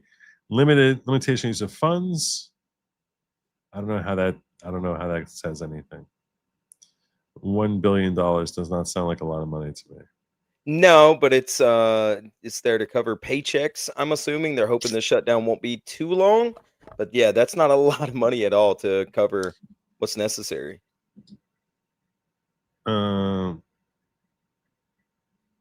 Section 6007, rescission of funding for Section 2201, indicates a reallocation of funds potentially towards other priorities like border security or deportations by cutting funding from environmental programs. Ooh, yeah, who needs clean air? Suck that carbon dioxide. I mean, they're not doing anything but turn it into a slush fund for their buddies anyway. I don't care. I live in the woods, so. Let's see what we got here. Let's see this. How much funding is going to that? It's going to be allocated to continuing the ICE rates, which is based. Let's see. Section. Oh, we'll find this in a heartbeat. 6,000 and 60,007. This is gonna be like. Why is the Clean Air Act so? Oh, this is the problem. This is the problem right here. This is nonsense. Oh my God. Section 6007. Rescission of funding. Oh my God. You're a professional at this. You literally went to school to know how to do these type of things. Hello.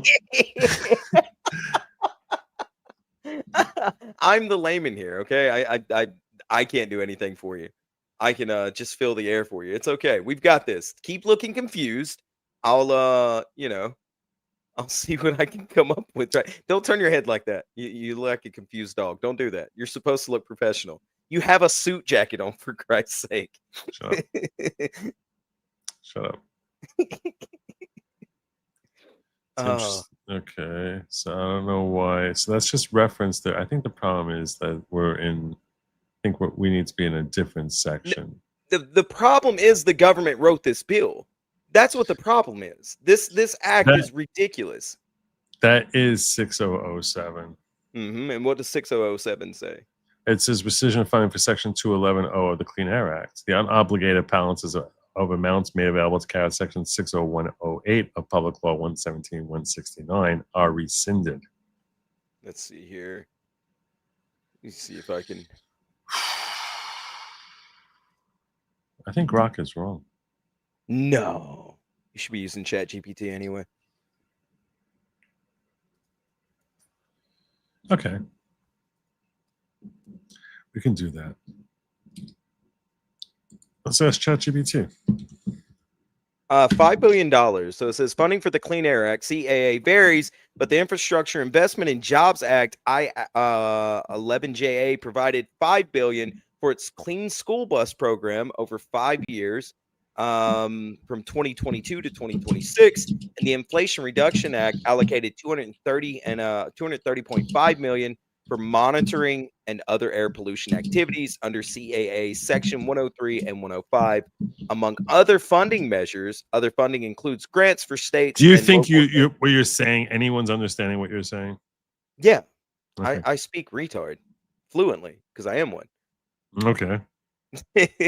So there's $5 billion, 230 million, and then another 25 million that's been allocated that's going to be able to be transferred over to allowing the ICE raids to continue. So do you have something you can share with me that I can show people so that I don't have to take your word for it? Yeah, I just Googled it. So I'll pull up the. You want to share your screen? Yep, that's what I'm getting it right now. So there we go. This is Google AI, just the AI overview of the act right there. So we have funding for the Clean Air Act. It provided $5 billion for a clean school bus program, another $230.5 million for monitoring air pollution activities, and then another $25 million in IRA grants and potential recession of some funding by the Trump administration in 2025. So, I'll look at that in a moment because ChatGPT does seem like it was a little better. The Office of Management, direct guidance from the OMB linking the One Beautiful Bill Act to shut down firings, reductions in force. So the OMB, they're basically the ones who, what they do is their role of the OMB is to basically take a bill and then figure out how money is supposed to be allocated. They're the ones who cut the checks. Okay. mm-hmm. So they basically figure out and that's why they ultimately have the power, because the power is not even in writing the bill. The same way it's not in how many votes are cast, but who's counting the ballots, right? You ever heard that phrase that Stalin said? It's not who's voting, it's who's counting the votes. Exactly. Similarly, it's not who's writing the statute always, it's who's interpreting and applying the statutes. Because if you want to take a statute, and this is one of the problems that they were talking about that Trump had in his first administration. So if you have a whole bunch of wokesters who are sitting in the OMB and they don't like Trump's policies, they can basically take his words and try and find ways to twist it in ways to pretend that they're complying with what he's saying and still never actually complying. See what I'm saying now? Yeah. So they're taking the role of being the person who's not counting the votes, but interpreting the statute. Exactly. This rarely gets any sort of court review of any kind at all. So this is how they sort of become, this is how the deep state has thrived for decades, because they basically have been in control of that element in order to basically interpret statutes as they want. So there's direct guidance from the OMB linking the One Big Beautiful Bill to shut down and firings. The OMB has issued memos directing agencies to draft plans for mass firings in the event of a shutdown, specifically targeting programs that are not funded by laws like OBBA or programs deemed inconsistent with presidential priorities.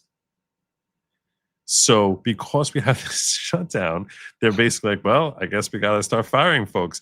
The memo suggests that when funding returns, the agencies should rehire only the minimum number of staff necessary to legally operate, implying a lasting contraction of workforce beyond the temporary furloughs. So some folks might think that they're actually being temporarily on hold and then learn that you're not necessary for your department.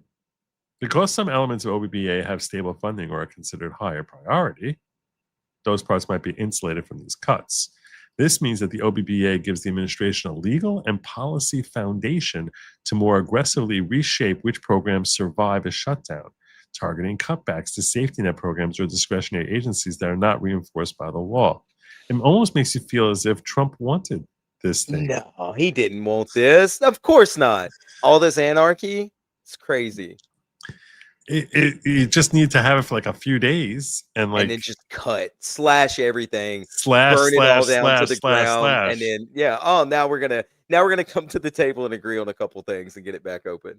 Yeah, and we can basically say to these people, learn to code. So there you go. Because the OBBA already authorizes and funds many of the administration's priorities, defense, border, enforcement, those programs may face less disruption in a shutdown than programs that rely more heavily on annual appropriations not yet passed. Programs like Medicaid, SNAP, and other safety net components face deep cuts or restructuring under OBBA, which means in a shutdown, their margin for resilience is lower. How do you feel about that one? Well, I don't want to see. I have very different feelings about Medicaid from SNAP. Yeah, SNAP can be abused very easily, even though they've got a lot of guardrails up. But Medicaid will affect a lot of people. Yeah. I assume that only would really kick in if this shutdown lasts more than a couple of days, though. Yeah. Unlike the cuts, which can be like more permanent nature, the Medicaid, I assume, and SNAP. I think, and I also, and here's the thing, here's my perspective on SNAP. I think that it's something that should be phased back drastically. Agreed. Like really, really drastically. But to just tell people one day you have nothing, that doesn't seem fair to me. You see what I'm saying? Like there has to be some sort of opportunity for people to adjust to that and prepare for it, because basically it's like, it's like someone who just is kicking his let's say you have a 20-year-old living in your house and you decide, I want you to fend for yourself. There's nothing, that's actually a lot of, there's nothing necessarily unhealthy about that, but you need to be spending some time during his teen years teaching him or her how to stand on their own 2 feet. Otherwise, you're just being cruel, right? I mean, the idea is you're supposed to put them in that position. Now, it's not the government's job to put people in position to defend for themselves, but to just one day all of a sudden say, you're out on the street or whatever, that feels wrong to me. I got you. Yeah. Especially, I mean, SNAP benefits are there for people that actually need them. Yes, they are abused, but to punish the people that would go hungry if they didn't have them. Yeah, I agree with you on that. Yeah.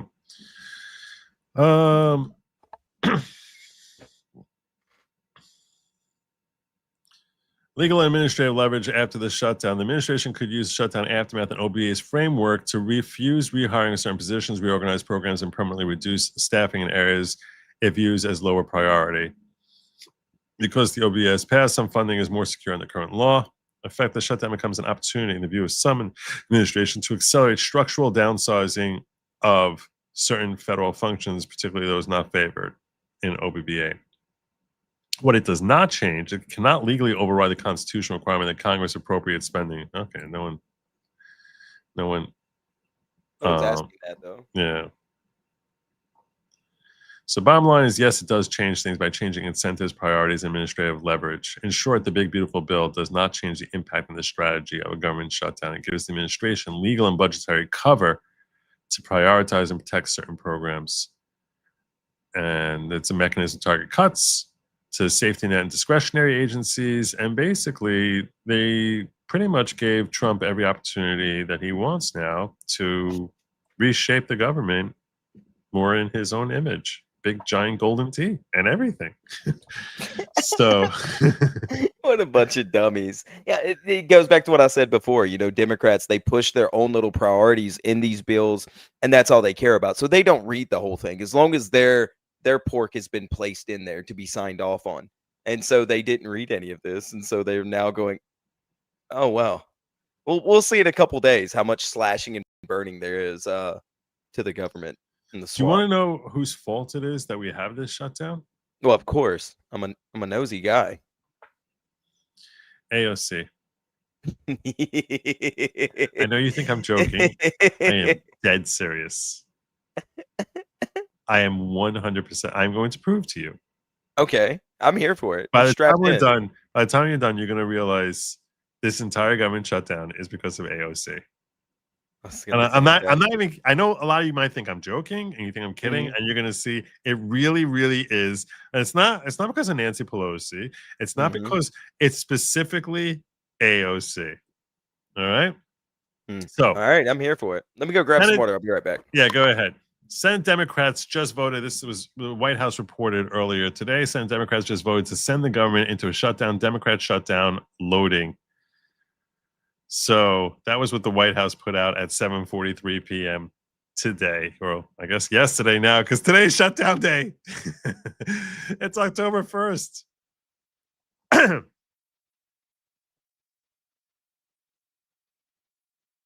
So that was that. Come back to that. I want to save that for when he gets back. Some really great. Here's one Democrat who didn't want to shut down the government. There's one Democrat who's probably the most base Democrat that's there. I never would have thought this guy would become the guy he became, and that's John Fetterman. Hi, this evening I just voted for 2 CRs tonight. And the first one votes to affirm that we would like to extend the ACA tax credits, because of course I voted for health care. The second vote is about making sure that we keep our government open, and I did vote for that because I think it's a sad event if we shut our government down later today. So for me, our nation doesn't believe that kinds of chaos. Now for me, it's about more over the country, not the party in this kinds of moments just like this. Hi, He still doesn't sound completely lucid. It's my favorite Republican right there. Oh my God, he really doesn't sound completely lucid. But does he ever? Oh, sometimes he does. That's the wildest guy. I never thought I'd like Fetterman whenever he was Oh my God, no. He's so fun to watch. A large part of this is it's all about optics. Here's Chuck Schumer trying to control the narrative. Now, I know the leader is going to show a poll that says that Democrats will be blamed for the shutdown. There are many more polls that show Republicans are blamed. The question is, all they care about is who's blamed. Who's blamed? Hey, blamed? Why are you running these polls? You know who's the blame for. Like, why are you asking the public? It's your job. You're there. You should know what's going on. Why is that a factor at all? He's such a joke. Look at him finger wag. He's about. See, he's like, and you're going to show polls which say that the public's going to yell at us, but I'm telling you now, there are polls that say that you guys are going to be the ones in trouble, so you better watch out. You better watch out. What an idiot! If you think that's the best part of this, you haven't heard. You trust me. Trust me. He's about to make the entire room break into hysterical laughter unwittingly, Oh, no. unintentionally. He's going to be laughed at. A poll Oh, that says that Democrats will be blamed for the shutdown. There are many more polls that show Republicans are blamed. The question in that poll is biased. Biased in the New York Times, but it's biased. If you turn the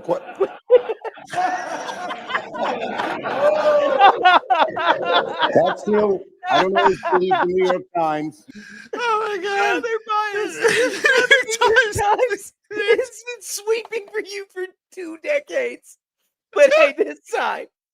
The New York Times is biased against us. Oh my God. Oh, what are you doing, Chuck?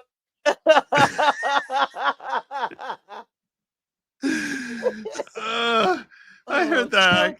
The whole room just exploded in laughter at Chuck Schumer there. Oh man, I haven't trolled him on Twitter in a long time. I think I'm gonna have to start doing that again. Oh man. Yeah. Woo. Yeah. So I thought that was a great moment. So then this is him.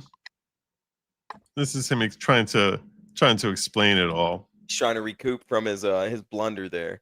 Yeah, this is him after everything fell through. This is him trying to explain it. Okay. Thank you, everybody. Yeah, he's starting to walk like a Tim Conway from like Cal Burnett show. Like he's like shuffling across the stage there. He's like 150 years old. I mean, come on now. Yeah. Be He's joined been by in my Congress colleagues, since the revolution. Senators Durbin, Murray, and Klobuchar. So we see now Republicans are plunging America into a shutdown, rejecting bipartisan talks, pushing a partisan bill, and risking America's health care. Worst of all. A few moments ago, Republicans once again rejected Democrats' proposals to avoid a shutdown, fix health care premiums, and spare Americans the calamity of skyrocketing through the roof. Costs. Republicans blocked it again, once again. So now 2 times, Republicans have failed to get enough votes to avoid a shutdown. They've got to sit down and negotiate with Democrats to come to a bill that both parties can support. They didn't do that in the past. Their bill, they call it clean, we call it totally partisan. There was no input from Democrats. Not a single line in their bill had input from Democrats. Good. Exactly. Good, Chuck. Okay. You haven't offered anything of value in 25 years, at least. They never consulted us. Thune didn't consult me. Oh, no. Johnson didn't consult Hakeem. Oh, no. And the bottom line is that we had a partisan bill. You don't. Partisan, it's a continuing resolution. Like, do you understand what this means? It means we're just doing things as we did last month. We're just kicking it down the road. We're kicking the can down the road. Yes. That's all we're doing. Like we do every year over and over and over again in perpetuity. We're not fixing anything. Stop it, Chuck. You're being silly. Yeah. Passed partisan bills, CR. When I was majority leader, we passed 13 of these bills. Not one shutdown. You want to know why? It's because Republicans are spineless. Exactly. I was going to say it. I'm so glad you said it. Because, Republicans are cowards and don't want to get a soundbite on them saying something that they really mean so they can be finger wagged by CNN and MSNBC. Because they have no integrity there. But there were always a bunch of rhinos. That's what we had when he was in power. Exactly. Just a bunch of freaking Tea Party rhinos. Because we negotiated with them. No, that's not why. No, you didn't. They didn't. No, it's that they caved to you. Exactly. Well, that's negotiation, Joe. Yeah, I guess so. I know I asked about lockdown instead of shutdown. Haley says, I'm a little behind. I retired because the Army was so soft and pathetic. I would do anything to have had an opportunity to serve under Pete Hegseth and Donald Trump. I'm sure that your sentiment, and that's exactly what my co-host was saying, that his brother felt. Oh, it was bad. Yeah. Government shutdown isn't even trending on Twitter. LOL, nobody cares. You asked me about the lockdown instead of shut. Yeah, I did. I asked the wrong question. That's true, Dick. As a As a DTR of a war vet, a daughter of a war vet, I say, hooah! Our military leaders are to be examples, not out of shape whiners, not physically fit to lead. You're fired. You're fired. For future reference, Control-Shift-T opens the most recently closed tab. Thanks, John. Is that really true? I think so. I don't know all the Control-Shift shortcuts. I am constantly I'm doing the wrong thinking thing. about like a part Just of me- trying it and Yeah. just saying, next thing you know, the whole stream shuts down. It'll be great. Oh my god! It'd be fantastic. So Joe, hold down Control Alt Delete, and then just everything will just be fixed. Just right. It's like wait, let's talk about people are saying Control T Shift is real. Like I've got the shortcuts written down on the back of my computer, so I'm not gonna look. I do actually. John is actually someone I trust. He's someone who he brings good intel usually. I'm glad you got chatters that you trust. I don't trust any of mine. They're always bullying me. No, John is one I trust. John, Okay. John, I'm trusting you now. Control Shift T. Oh my gosh, it worked. Look at that. Just pop that up. Don't Alt F4. No, Chris. No, don't tell him that one. Control Shift T opens most recently closed tab. Now I gotta remember that. Control Shift T. Control Shift T. Okay. Thank you. Thank you so much, John. That is helpful.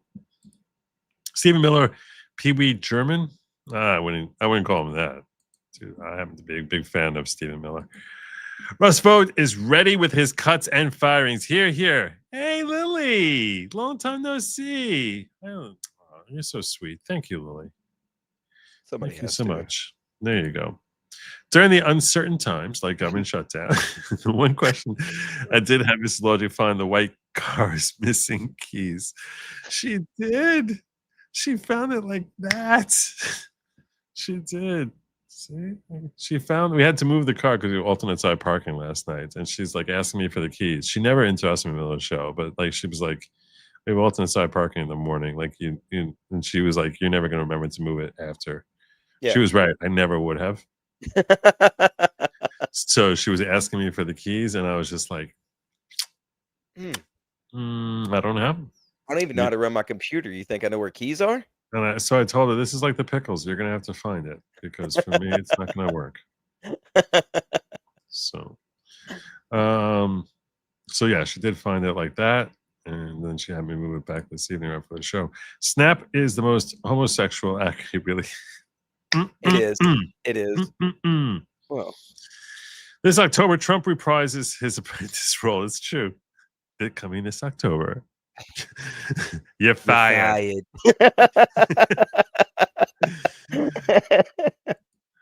Pam Ronning becoming a new YouTube member. Welcome, Pam Ronning. Welcome aboard. I need to just check over the ghetto, make sure I haven't missed anything because I really may have, but nope, I'm good there. Let me check over. I should remind you all that when I'm done here, I was supposed to start 15 minutes ago, but I'm very late. So it's going to be after the show. After I wrap up over here, which I'm not really that close because this show is just going. Not kidding you. I scheduled for 12:30, but I am going to be having a locals after show. Whatever time we finish, I'm going to be rolling right into a locals after show. I'm going to be talking about two things. I'm going to be talking about Megyn Kelly and her alignment with Tucker Carlson and Candace and my thoughts on that, which I think are probably different from most other people's opinions. Also, I'm going to be talking about, because tomorrow is Yom Kippur, which is David Tolman, I'm going to be talking about the concept of repentance and how that works. Like, what does repentance do? And what's like different types of penance. So that's going to be on locals after party. I'm urging you all to click the link in the description or in any or in some chat near you. So that's going to be when I wrap up over here. I know I'm late. I was supposed to be 15 minutes ago, and I will be there after we close out over here. But I have a lot more to cover over here. I should have realized this show was going to run long, but anyhow, Brian Oldenkamp says, "Did you reach the super chat threshold to keep Cynic coming back?" It's very close. We're We're probably like $100 away or so. So what? Not me clicking the super chat button immediately. I mean, it's technically $136 to be exact. Technically, but Technically. But look, he's got like another 15 minutes or so. It is a Tuesday though, not my regular night. So.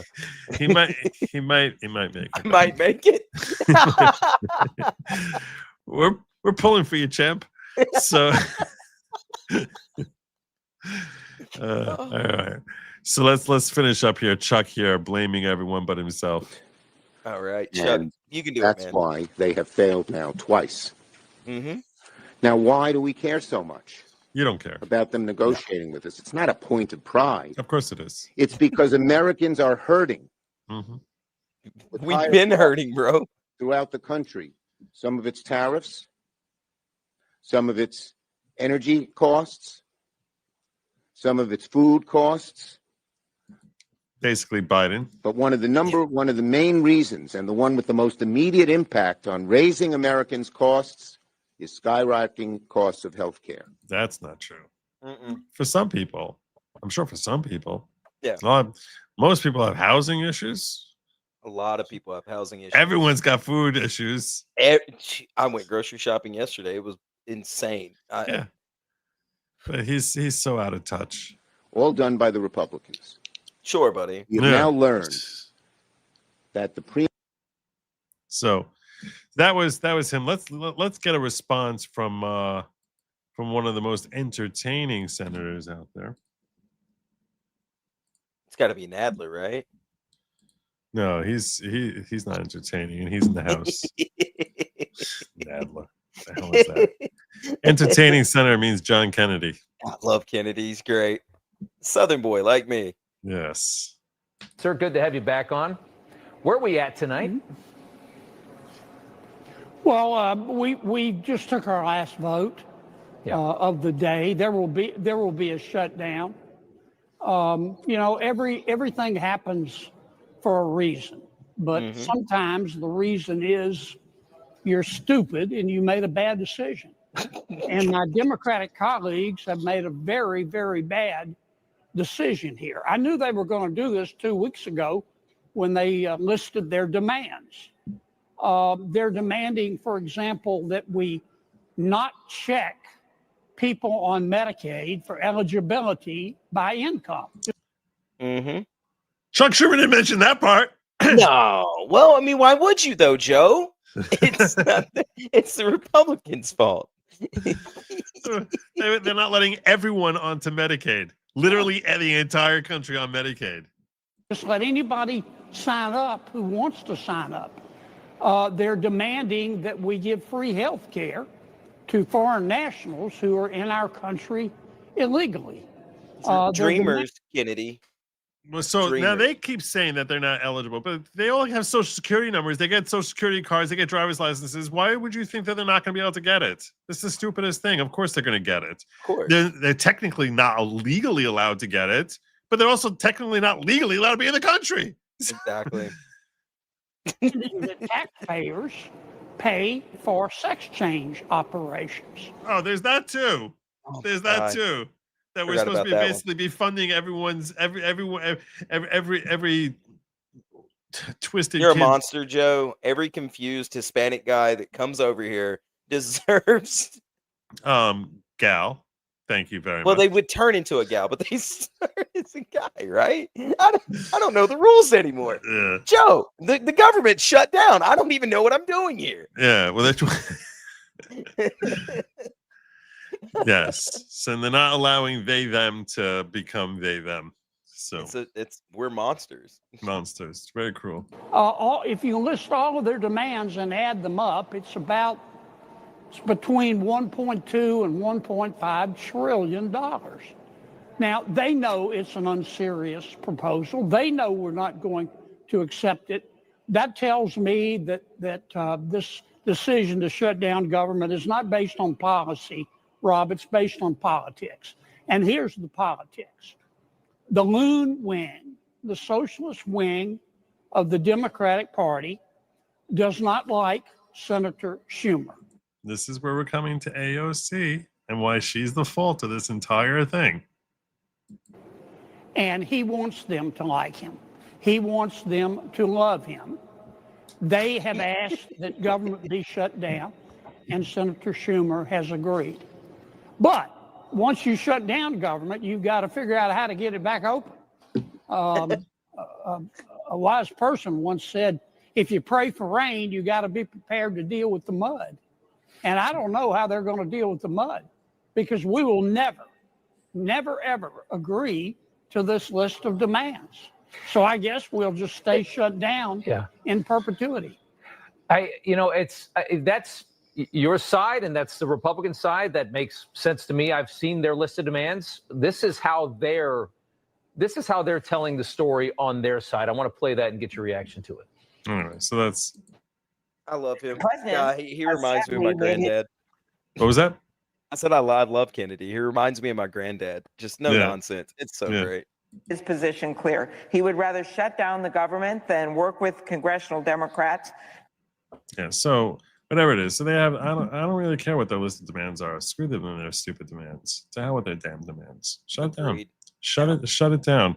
But that didn't really narrow it in specifically on AOC. I didn't call out Ayanna Pressley or Ilhan Omar. I said it was AOC, and I'm going to show you that specifically AOC is the reason why it is that we have this shutdown.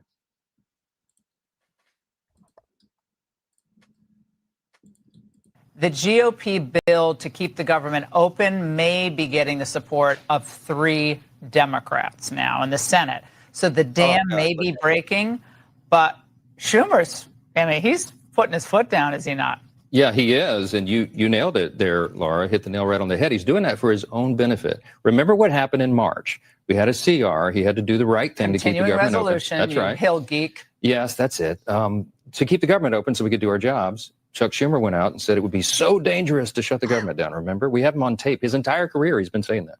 Now he has suddenly shifted gears. Why? He's afraid of AOC. He thinks he's going to get challenged in the next election, so he has to fight Trump, even if it means throwing the American people under the bus. That's exactly what's going on. And I think Senate Democrats understand that. They don't want to be along for the ride. Well, the GOP. That's why we have a shutdown. To me, that makes the most sense. That Chuck Schumer spent his entire career always fighting, so hard to avoid a shutdown. All of a sudden now is demanding a shutdown because that is what the lunatics want. And he is in peril. He is scared. He's very, very scared that he's going to be primaried by AOC. AOC is very, very popular in New York City. She is like a hero of the left. And she's very popular in New York City, much more popular than Chuck Schumer is. And if she primaries Chuck Schumer, she likely beats him. She has much more money as far as her war chest is just supposedly ginormous.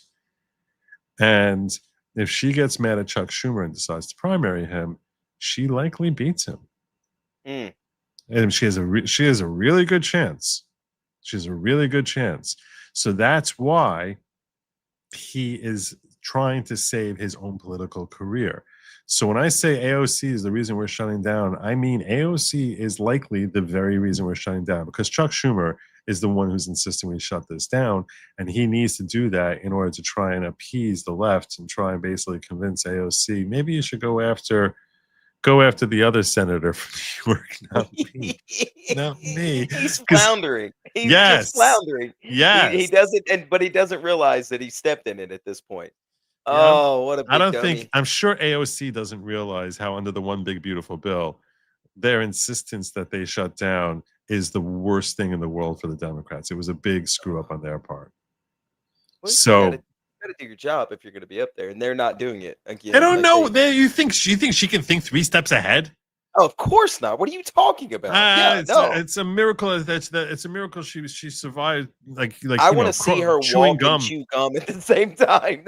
I want to see it. I want a video of it before I believe anything she ever says. So that's why I'm saying. I I don't think that she understands the politics. No. She does whatever whoever is that put her in that position tells her to do, and she basically speaks their talking points. I mean, she interviewed for the job to become a member of the House. There was basically an organization, I don't remember what the name of the organization was, that held interviews for who they thought would be a good candidate to challenge the incumbent Democrat there, because it was some socialist group. And they basically selected her and made her their choice as far as who was going to win the primary. And in that district where she's in, whoever won the primary, the Democratic primary, was going to easily win the general election. So that's how she first came into power, is that she has like basically, a team of money people who are behind her, who are supporting, who basically hand selected her after interviewing countless people, and they chose her, and now she's more popular than anyone else in New York. So yeah, I mean, no matter how stupid she is, doesn't matter how ridiculous she sounds, the millennials all think that she speaks for them. So good luck. She knows how to play the game. Yeah, she knows the social media game. She's mildly attractive, and that's all you need nowadays. So and a war chest. So yep. Printer God said, imagine if a government shutdown mandated immediate snap congressional and Senate elections for all members. Please do. We'll never see that. Universal healthcare would be so stupid. Cut taxes for the rich. MAGA totally not a cult. Oh, there you go, Starch Manning. Yeah. Okay. So, welcome to my channel, Starch Manning. I appreciate you coming here. I welcome everyone to come in here. Here's the problem. Here's the problem with universal healthcare. Okay, this is just basic math. Okay, your math isn't mathing. Everyone loves universal healthcare until they learn that they're the ones who have to pay for it. But you always just think that someone else is going to pay for it.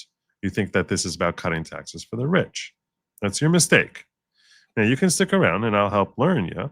And I'll be very respectful, because I like when people from both sides of the aisle come here. A lot of people who, are on the other side of the aisle, basically, they see that I'm not someone, in no way, shape, or form am I racist, sexist, or anything of that nature. And I really just I'm looking for how America can be a better place. I don't have any interest in the rich. I'm not rich. I'm very far from being rich. And I have no allegiance to wealthy people or big corporations. But your math isn't mathing.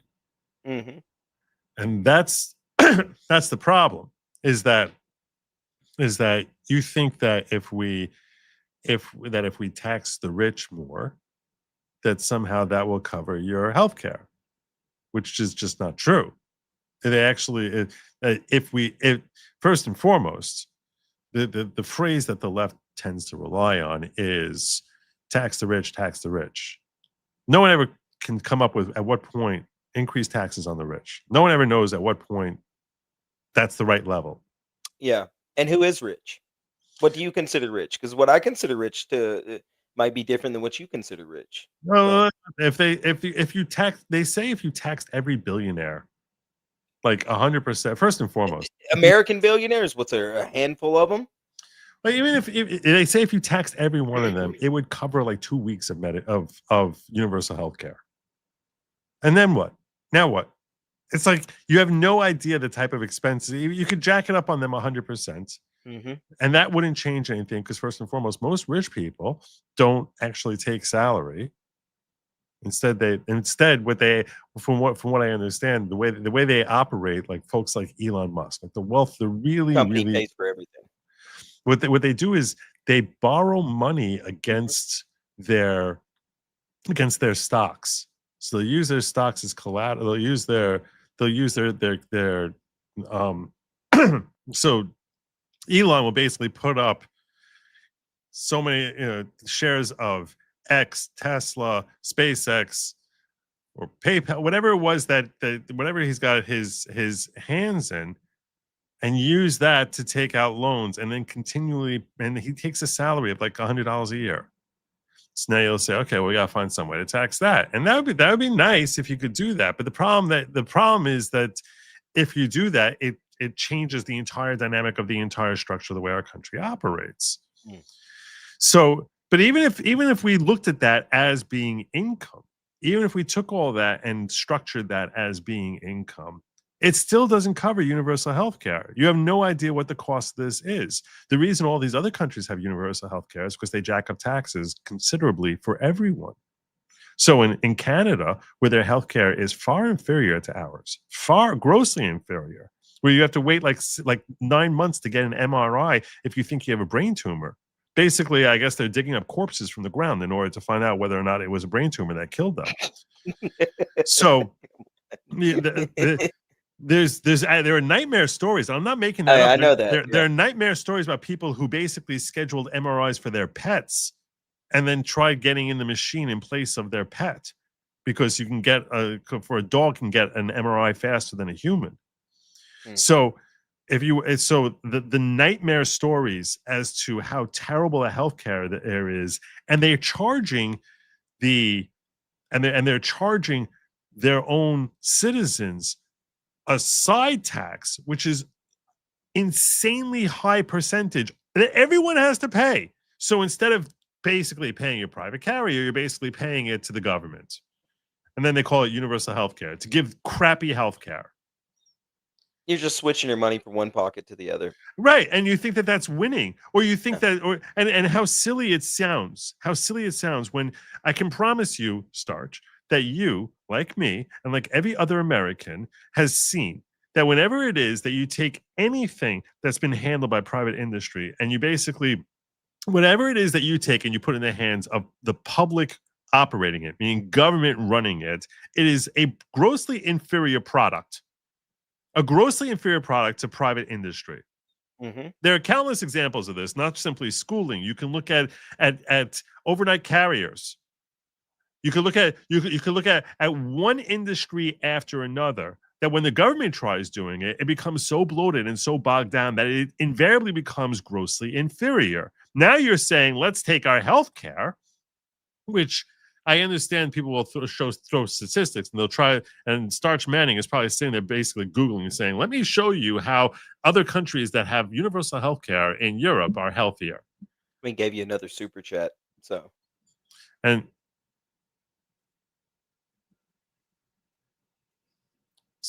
I'll come to that in a moment. I want to address this question first. So a lot of people will come and they'll say, hey, if you look up the World Health Statistics, you'll see that Americans who don't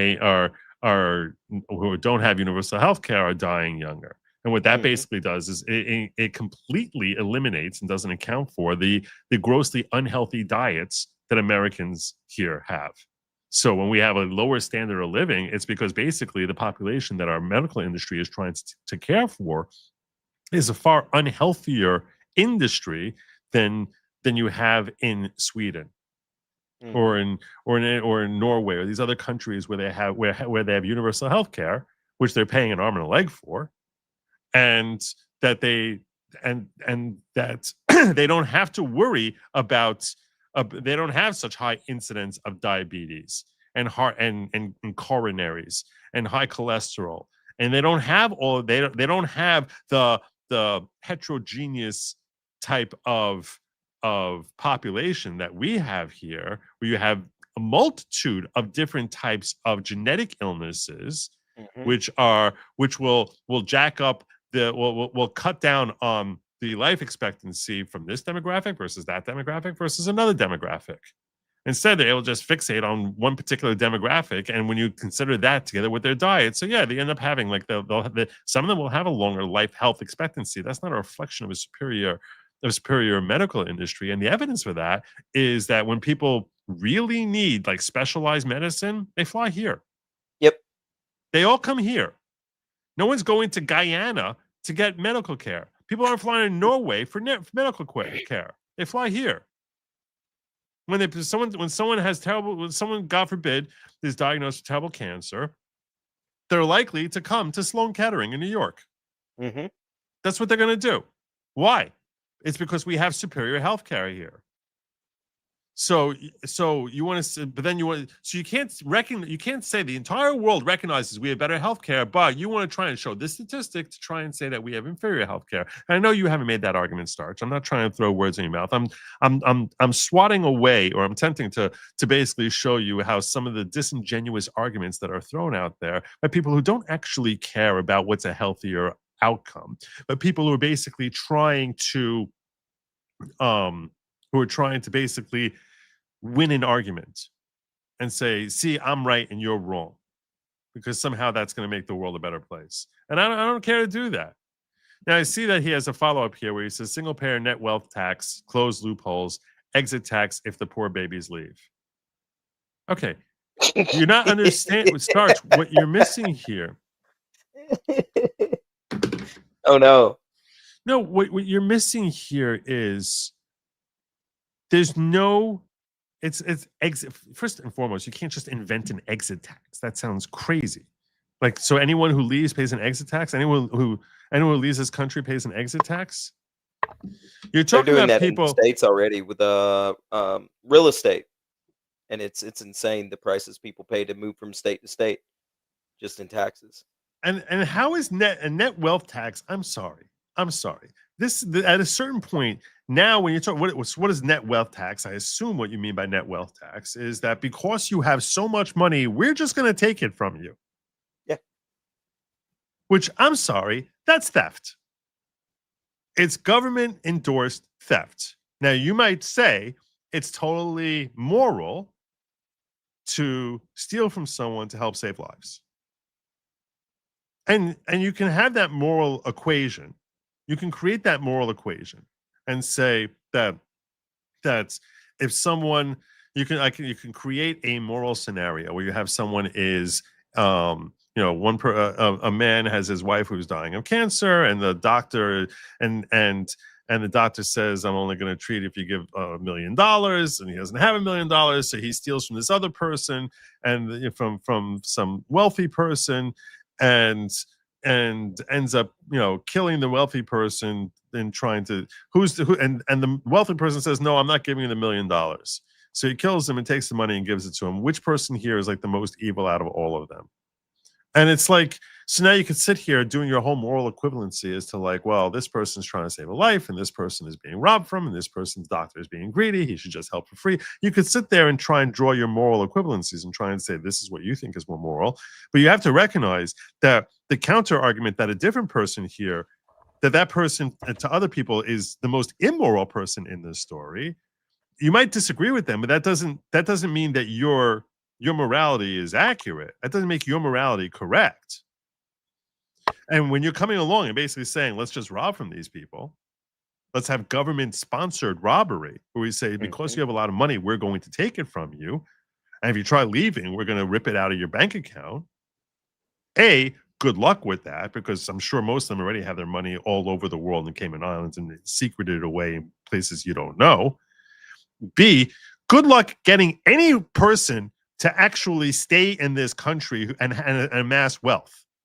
So you basically, so even if you were the moral position, which in my personal perspective, the position you're advocating is grossly immoral, that it's not C's job to ensure the health of A, who they never met and don't have anything to do with that person. And for you to say that C should be forced, that that person should spend their whole life working and sweating to try and make money. And I know that they're really good at it. And maybe you think that they have too much. They don't need that much. But the reality is that they built something, and they created something, and they built something that now has enriched the lives of every American. Because no matter which rich person you're talking about the massive entrepreneurs that we know about, many of whom I despise, like Jeff Bezos, like Bill Gates, who I think are terrible, evil human beings. But I cannot deny the fact that Bill Gates changed the world forever by inventing the personal computer and making it affordable. It changed the entire way the landscape of your life operates and my life operates. So that guy becoming a crazy wealthy billionaire, yeah, you know what? I kind of get it. And you kind of say that. So now we're going to say, well, nice. Thank you so much for doing that. Now we're going to steal all your money, Bill Gates. That sounds to me insane. And if you think that that's not ultimately going to lead to everyone basically saying that I am never becoming an American citizen, then you're just being short-sighted. So you can fix your problem for today, but now you're not operating a country for 10 minutes. You have to operate a country for 10 years, 20 years, 50 years, 100 years, 300 years. You're trying to set up a country that's healthy for the long term. And all you're basically doing is saying, we're going to rob people today and basically chase out every wealthy person from everyone wanting to live here forever. So they now become slaves of the state. That if you want to try and make money, you're a slave of the state. Because if you make any kind of money, the government's going to take it from you so that they can take care of the sick. That's not a healthy society. That's a very dystopian society. So I appreciate your thoughts, and you seem to be, talking in good faith. And I really went off on this for a little bit of a while, much longer than I anticipated. I was letting you go with it, man. I was enjoying it. I was sitting back watching the master work, Yeah. AOC, Democrat Socialists, heavy on the socialists. Sent a DM on Schumer hypocrisy. I don't think I have time for that. I gotta start working towards landing my plane here soon, because I'm supposed to be doing a locals after this. Yes, universal healthcare. You know what that looks like? VA. Yeah, exactly. Look at how the VA is all screwed up. Oh, it's a You want to do that for everyone. That's what starch. That's what you're advocating for. That we should have the VA for everyone. If you don't know anything about the VA starch, seriously, go talk to a family member or a veteran. It is insane. You remember all those vets dying on a waiting list to be seen by a doctor? Yeah, that's what you're asking for. Just stop it. It's not a great system. And starch. And if you're going to argue in good faith, then you need to basically answer Cavell's question here. Like, why do you think that when we have, 3% of the country on universal health care, that's going to be, that's disastrous for those 3%, 5%, that it's not going to be infinitely worse when you multiply that by 20? Because it doesn't make any sense. Actually, Australia's higher life expectancy is by 4 to 5 years, and we can go to emergency hospital without any further bills. Oh, good. All right, good for you. What does it cost you? What is your taxes? I haven't gone country by country. Oh, cost of living over there is insane. No, I'm curious about like the cost of, how much they're contributing, because it's coming from somewhere. Someone's paying for it.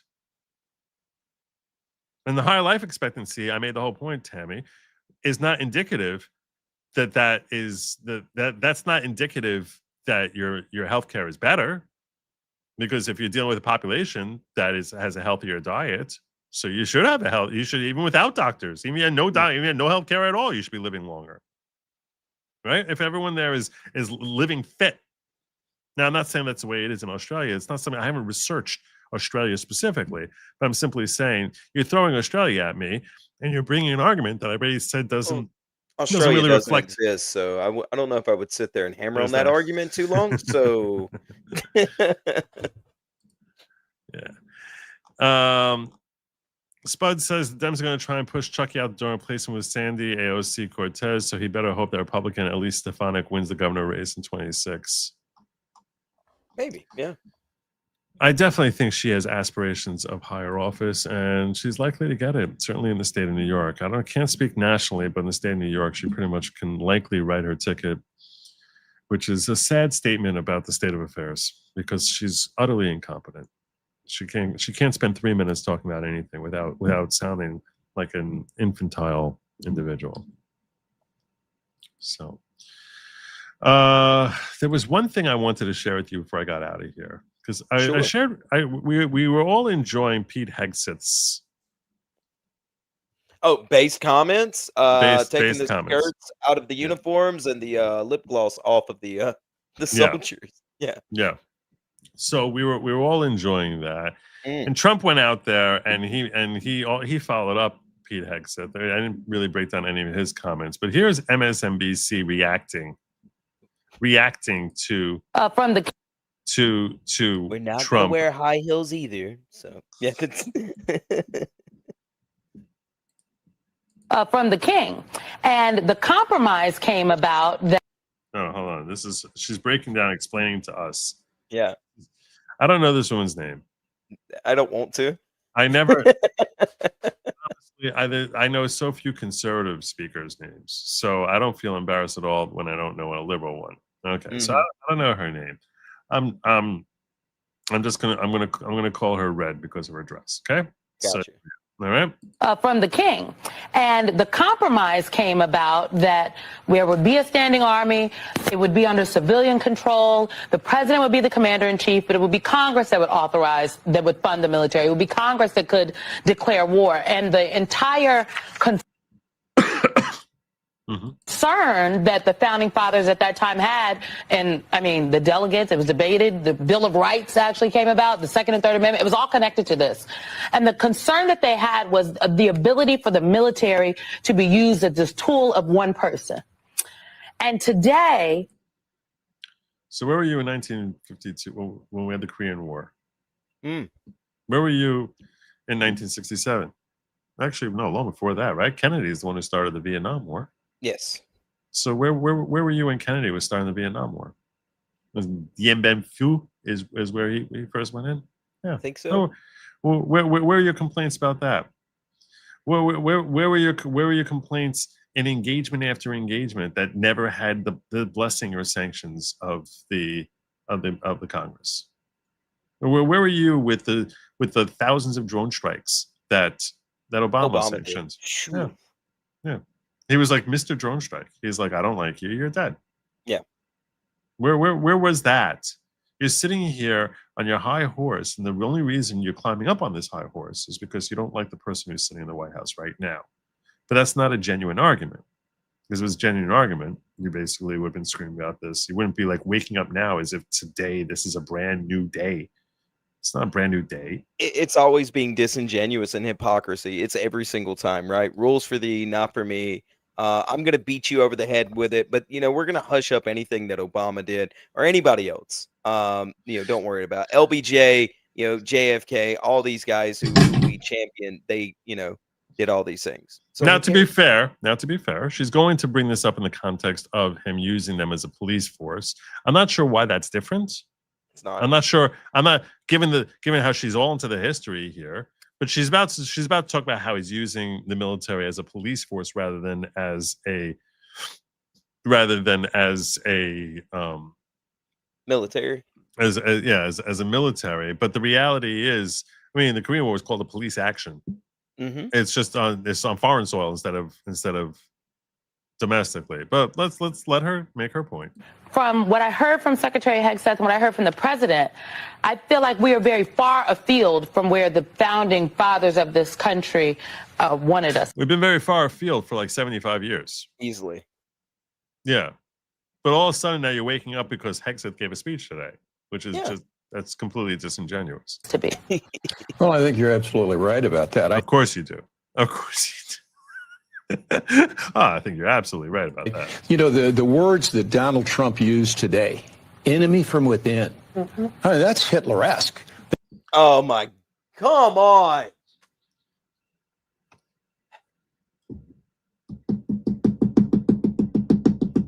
Charlie Kirk is dead less than like 2 weeks, right? Yeah. 3 weeks? 3 weeks. 3 weeks. 3 weeks tomorrow, I believe. Yeah. And it's like, oh, let's dial it back. Let's dial it back. Nope. No. They don't care. Yeah. And it's like the enemy within, he's saying, is Hitler-esque. Hitler-esque. Yeah. I need to okay. Because he's attacking the enemy because he's basically saying there's an enemy here domestically. That we're fighting here domestically. All right. I'm old enough to remember. I have a little bit of a memory, so I'm old enough to remember when I heard speeches along these lines. I should pull it up for you. Give me a moment here to scroll on back here. Yeah, they're gonna pare back their inflammatory statements. And then they decided just, you know what? Nah, forget that. Why would I? Because there's a government shutdown. Congratulations, everybody. I hope everybody enjoys the end of the world. He's all upset about speeches about the enemy with. There we go. You love this. You love playing this. Donald Trump and the MAGA Republicans represent an extremism Such a bad look. that threatens the very foundation of our republic. Now, I want to be very clear. We are the enemy within. We are threatening the foundations of our republic. Clear up front. Not every Republican, not even the majority of Republicans are MAGA Republicans. Oh, it's only us MAGAs. It's only a couple. It's only a handful Not of every us. Republican 2, 3. embraces their extreme ideology. I know, because I've been able to work with these mainstream Republicans. I'm able to work with rhinos. But there's no question that the Republican Party today is dominated, driven, and intimidated by Donald Trump and the MAGA Republicans. And that is a threat to this country. So don't tell me about your stupid. I don't need to hear about your stupid whining about like Donald Trump being Hitler. Was that Hitler-esque what he did? Yeah, of course not. Well, it's just disgusting. This Major General William Enyart. It's right out of Nazi Germany. That is not constitutional speech. That is not the speech that we stand for in this country, where we believe in the rule of law. And mind you, when he's sending these troops in there, it's to protect other federal agents who are doing their job. Yeah. They're not going out there policing. When he send them to Portland, when he send them to Memphis, when he's sending these a couple of hundred in each of these cities, it's to protect agents from being assaulted by the lunatic left who wants to basically harm them. That is the evil policing that they're so outraged by. Disgraceful. Then you want to call that Hitler-esque?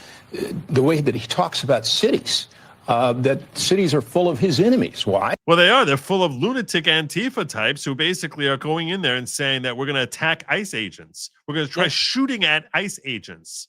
Yeah. What do you think? What do you think that is? Like, where are you living? Sorry. I'm getting angry. Because they voted for Democrats. They voted blue. No, not because they voted blue, because they act like lunatics. Because they're sitting there, they're trying to harm people and stop the due process of law. Yeah, That's you're what they're desperately you're desperately pretending that it's how they voted as opposed to what they are doing every day now, in September, in August, in July, what they are doing day after day. You want to sit there pretending that it's about how they voted last November. That's such a disingenuous argument. And so they have become his enemies. And that he wants to use the military? No, you are acting like an enemy because you're spreading misinformation.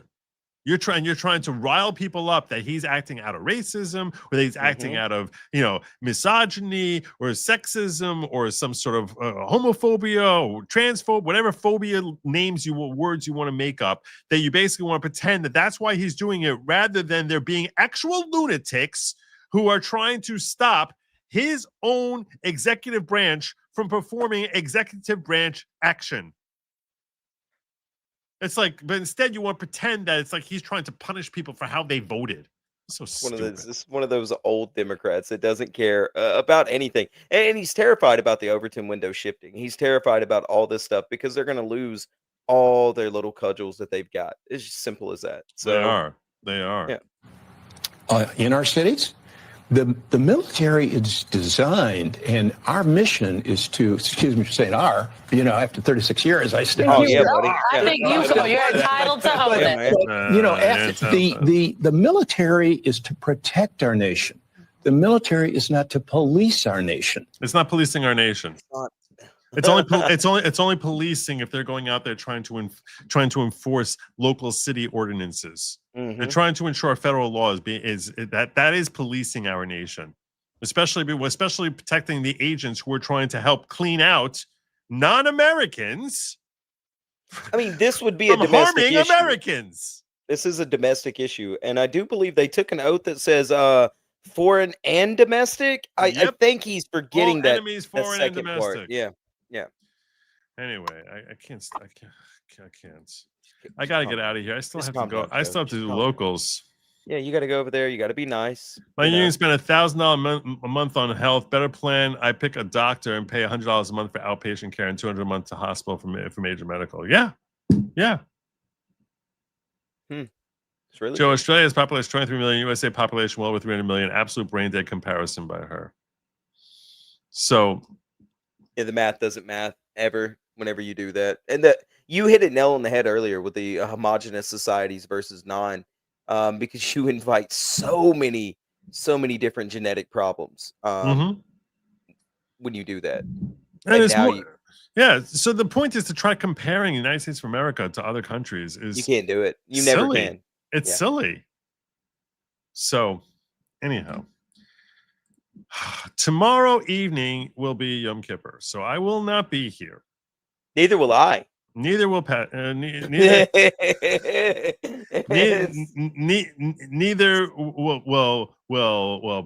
Pansy Barkinson be here. Neither will Roger Davies be here. Neither will Sin be here. Neither will Sinbad be here. None of them are going to be here. Absolutely zero of them. So, with that in mind, you should not be tuning into this channel tomorrow unless you're reviewing old shows, which is probably healthy. Do that. Yeah, it's a thought. If you could please like, share, and subscribe, I would appreciate it. If you haven't yet, if you can do that, that would be cool of you. That would be very, very cool of you.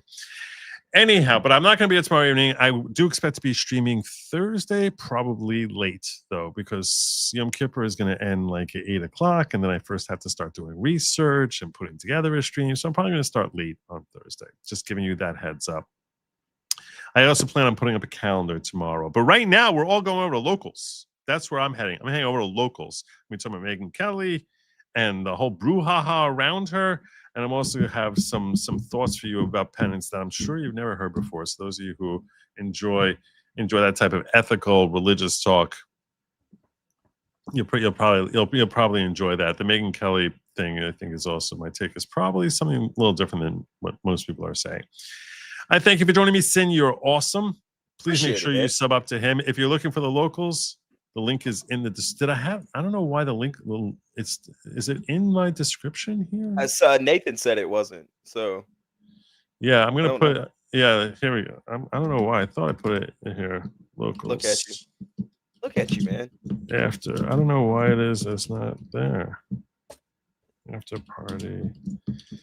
Megyn Kelly's brouhaha.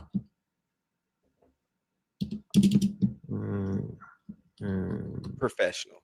I love it. And also penance.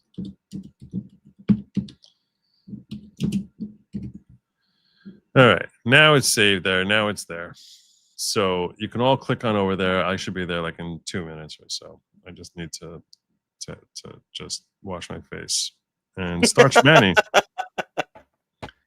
Model add to Congress' own plan, not the VA. 2% tax on wealth over $50 million, 3%, 1 billion capital gains parity, estate reform, and closing loopholes equals. The closing loopholes is where you're going to have all sorts of issues. Because the loophole, the major loophole that I think you're probably referencing here is capital gains tax. Meaning that you want to tax people who haven't pulled out their money on what it is on their gains, which is something that neither party, neither the Democrat nor the Republicans actually want to do. And if you think about it, you can understand why it doesn't make any sense. Because if you have capital gains tax, people make investments. I can't really go into detail about it now, but basically, people who start being successful, as soon as you start becoming successful, now all of a sudden you're going to have to pay tax on that success when you don't have that cash in hand. But you need to come up with that cash on hand in order to pay the government for your success. So now you're retarding, and I mean that in the classical sense of the word retard, that you're retarding the growth of a company, because instead of actually reinvesting that money, they have to start borrowing money so that they can and then paying off those debts in order to pay taxes, because they don't have the cash in hand because that money is still invested in the company. So that the capital gains tax is the one I see often. And if you actually think it through as to how that would impact companies, I'm not talking about your super international companies. I'm talking about companies that start developing into having some kind of wealth. That if you do that, all of these companies now will basically, you're basically destroying the growth of American industry. Mm-hmm. So you're saying it's political will, not math, and I'm telling you right now, it is math, because you're not thinking through the impact that has on our economy if you actually made all these businesses do that. But I can't really go into. I appreciate the good faith arguments that you're trying to make, Starch, and that you actually have the they're actually interested in having this conversation. And I'll probably I look forward to talking with you about this more in the future. But I do need to get out of here. I was supposed to land my plane literally an hour ago, and yeah. Hey man. Anyway, when you're having fun, you know what I mean? Yeah, time flies. It's all sin. It's all sin. I think I'm gonna have to have you back now. I'll see you next Wednesday then, unless there's another Jewish holiday. Jewish holiday, yeah. Next Wednesday should be good. Next Wednesday. Next Wednesday should be good. All right. I think so. Wait, is it? Man, yeah, I'm gonna have to Wednesday late. Yeah, Wednesday late should be. I'll probably late Wednesday. All right, I'll be in touch with you on that. Okay, that's my show. I'm sticking to it. The two things I need to remind you are: do not the lab meat is not meant for you. If you have some lab meat sitting there in your freezer, I'm urging you, you don't want to eat it. It's not meant for you. It's meant for them. Also, do not eat the bugs. Don't do it. Don't eat the bugs. Have a good night, everyone. And as always, Godspeed. Bye.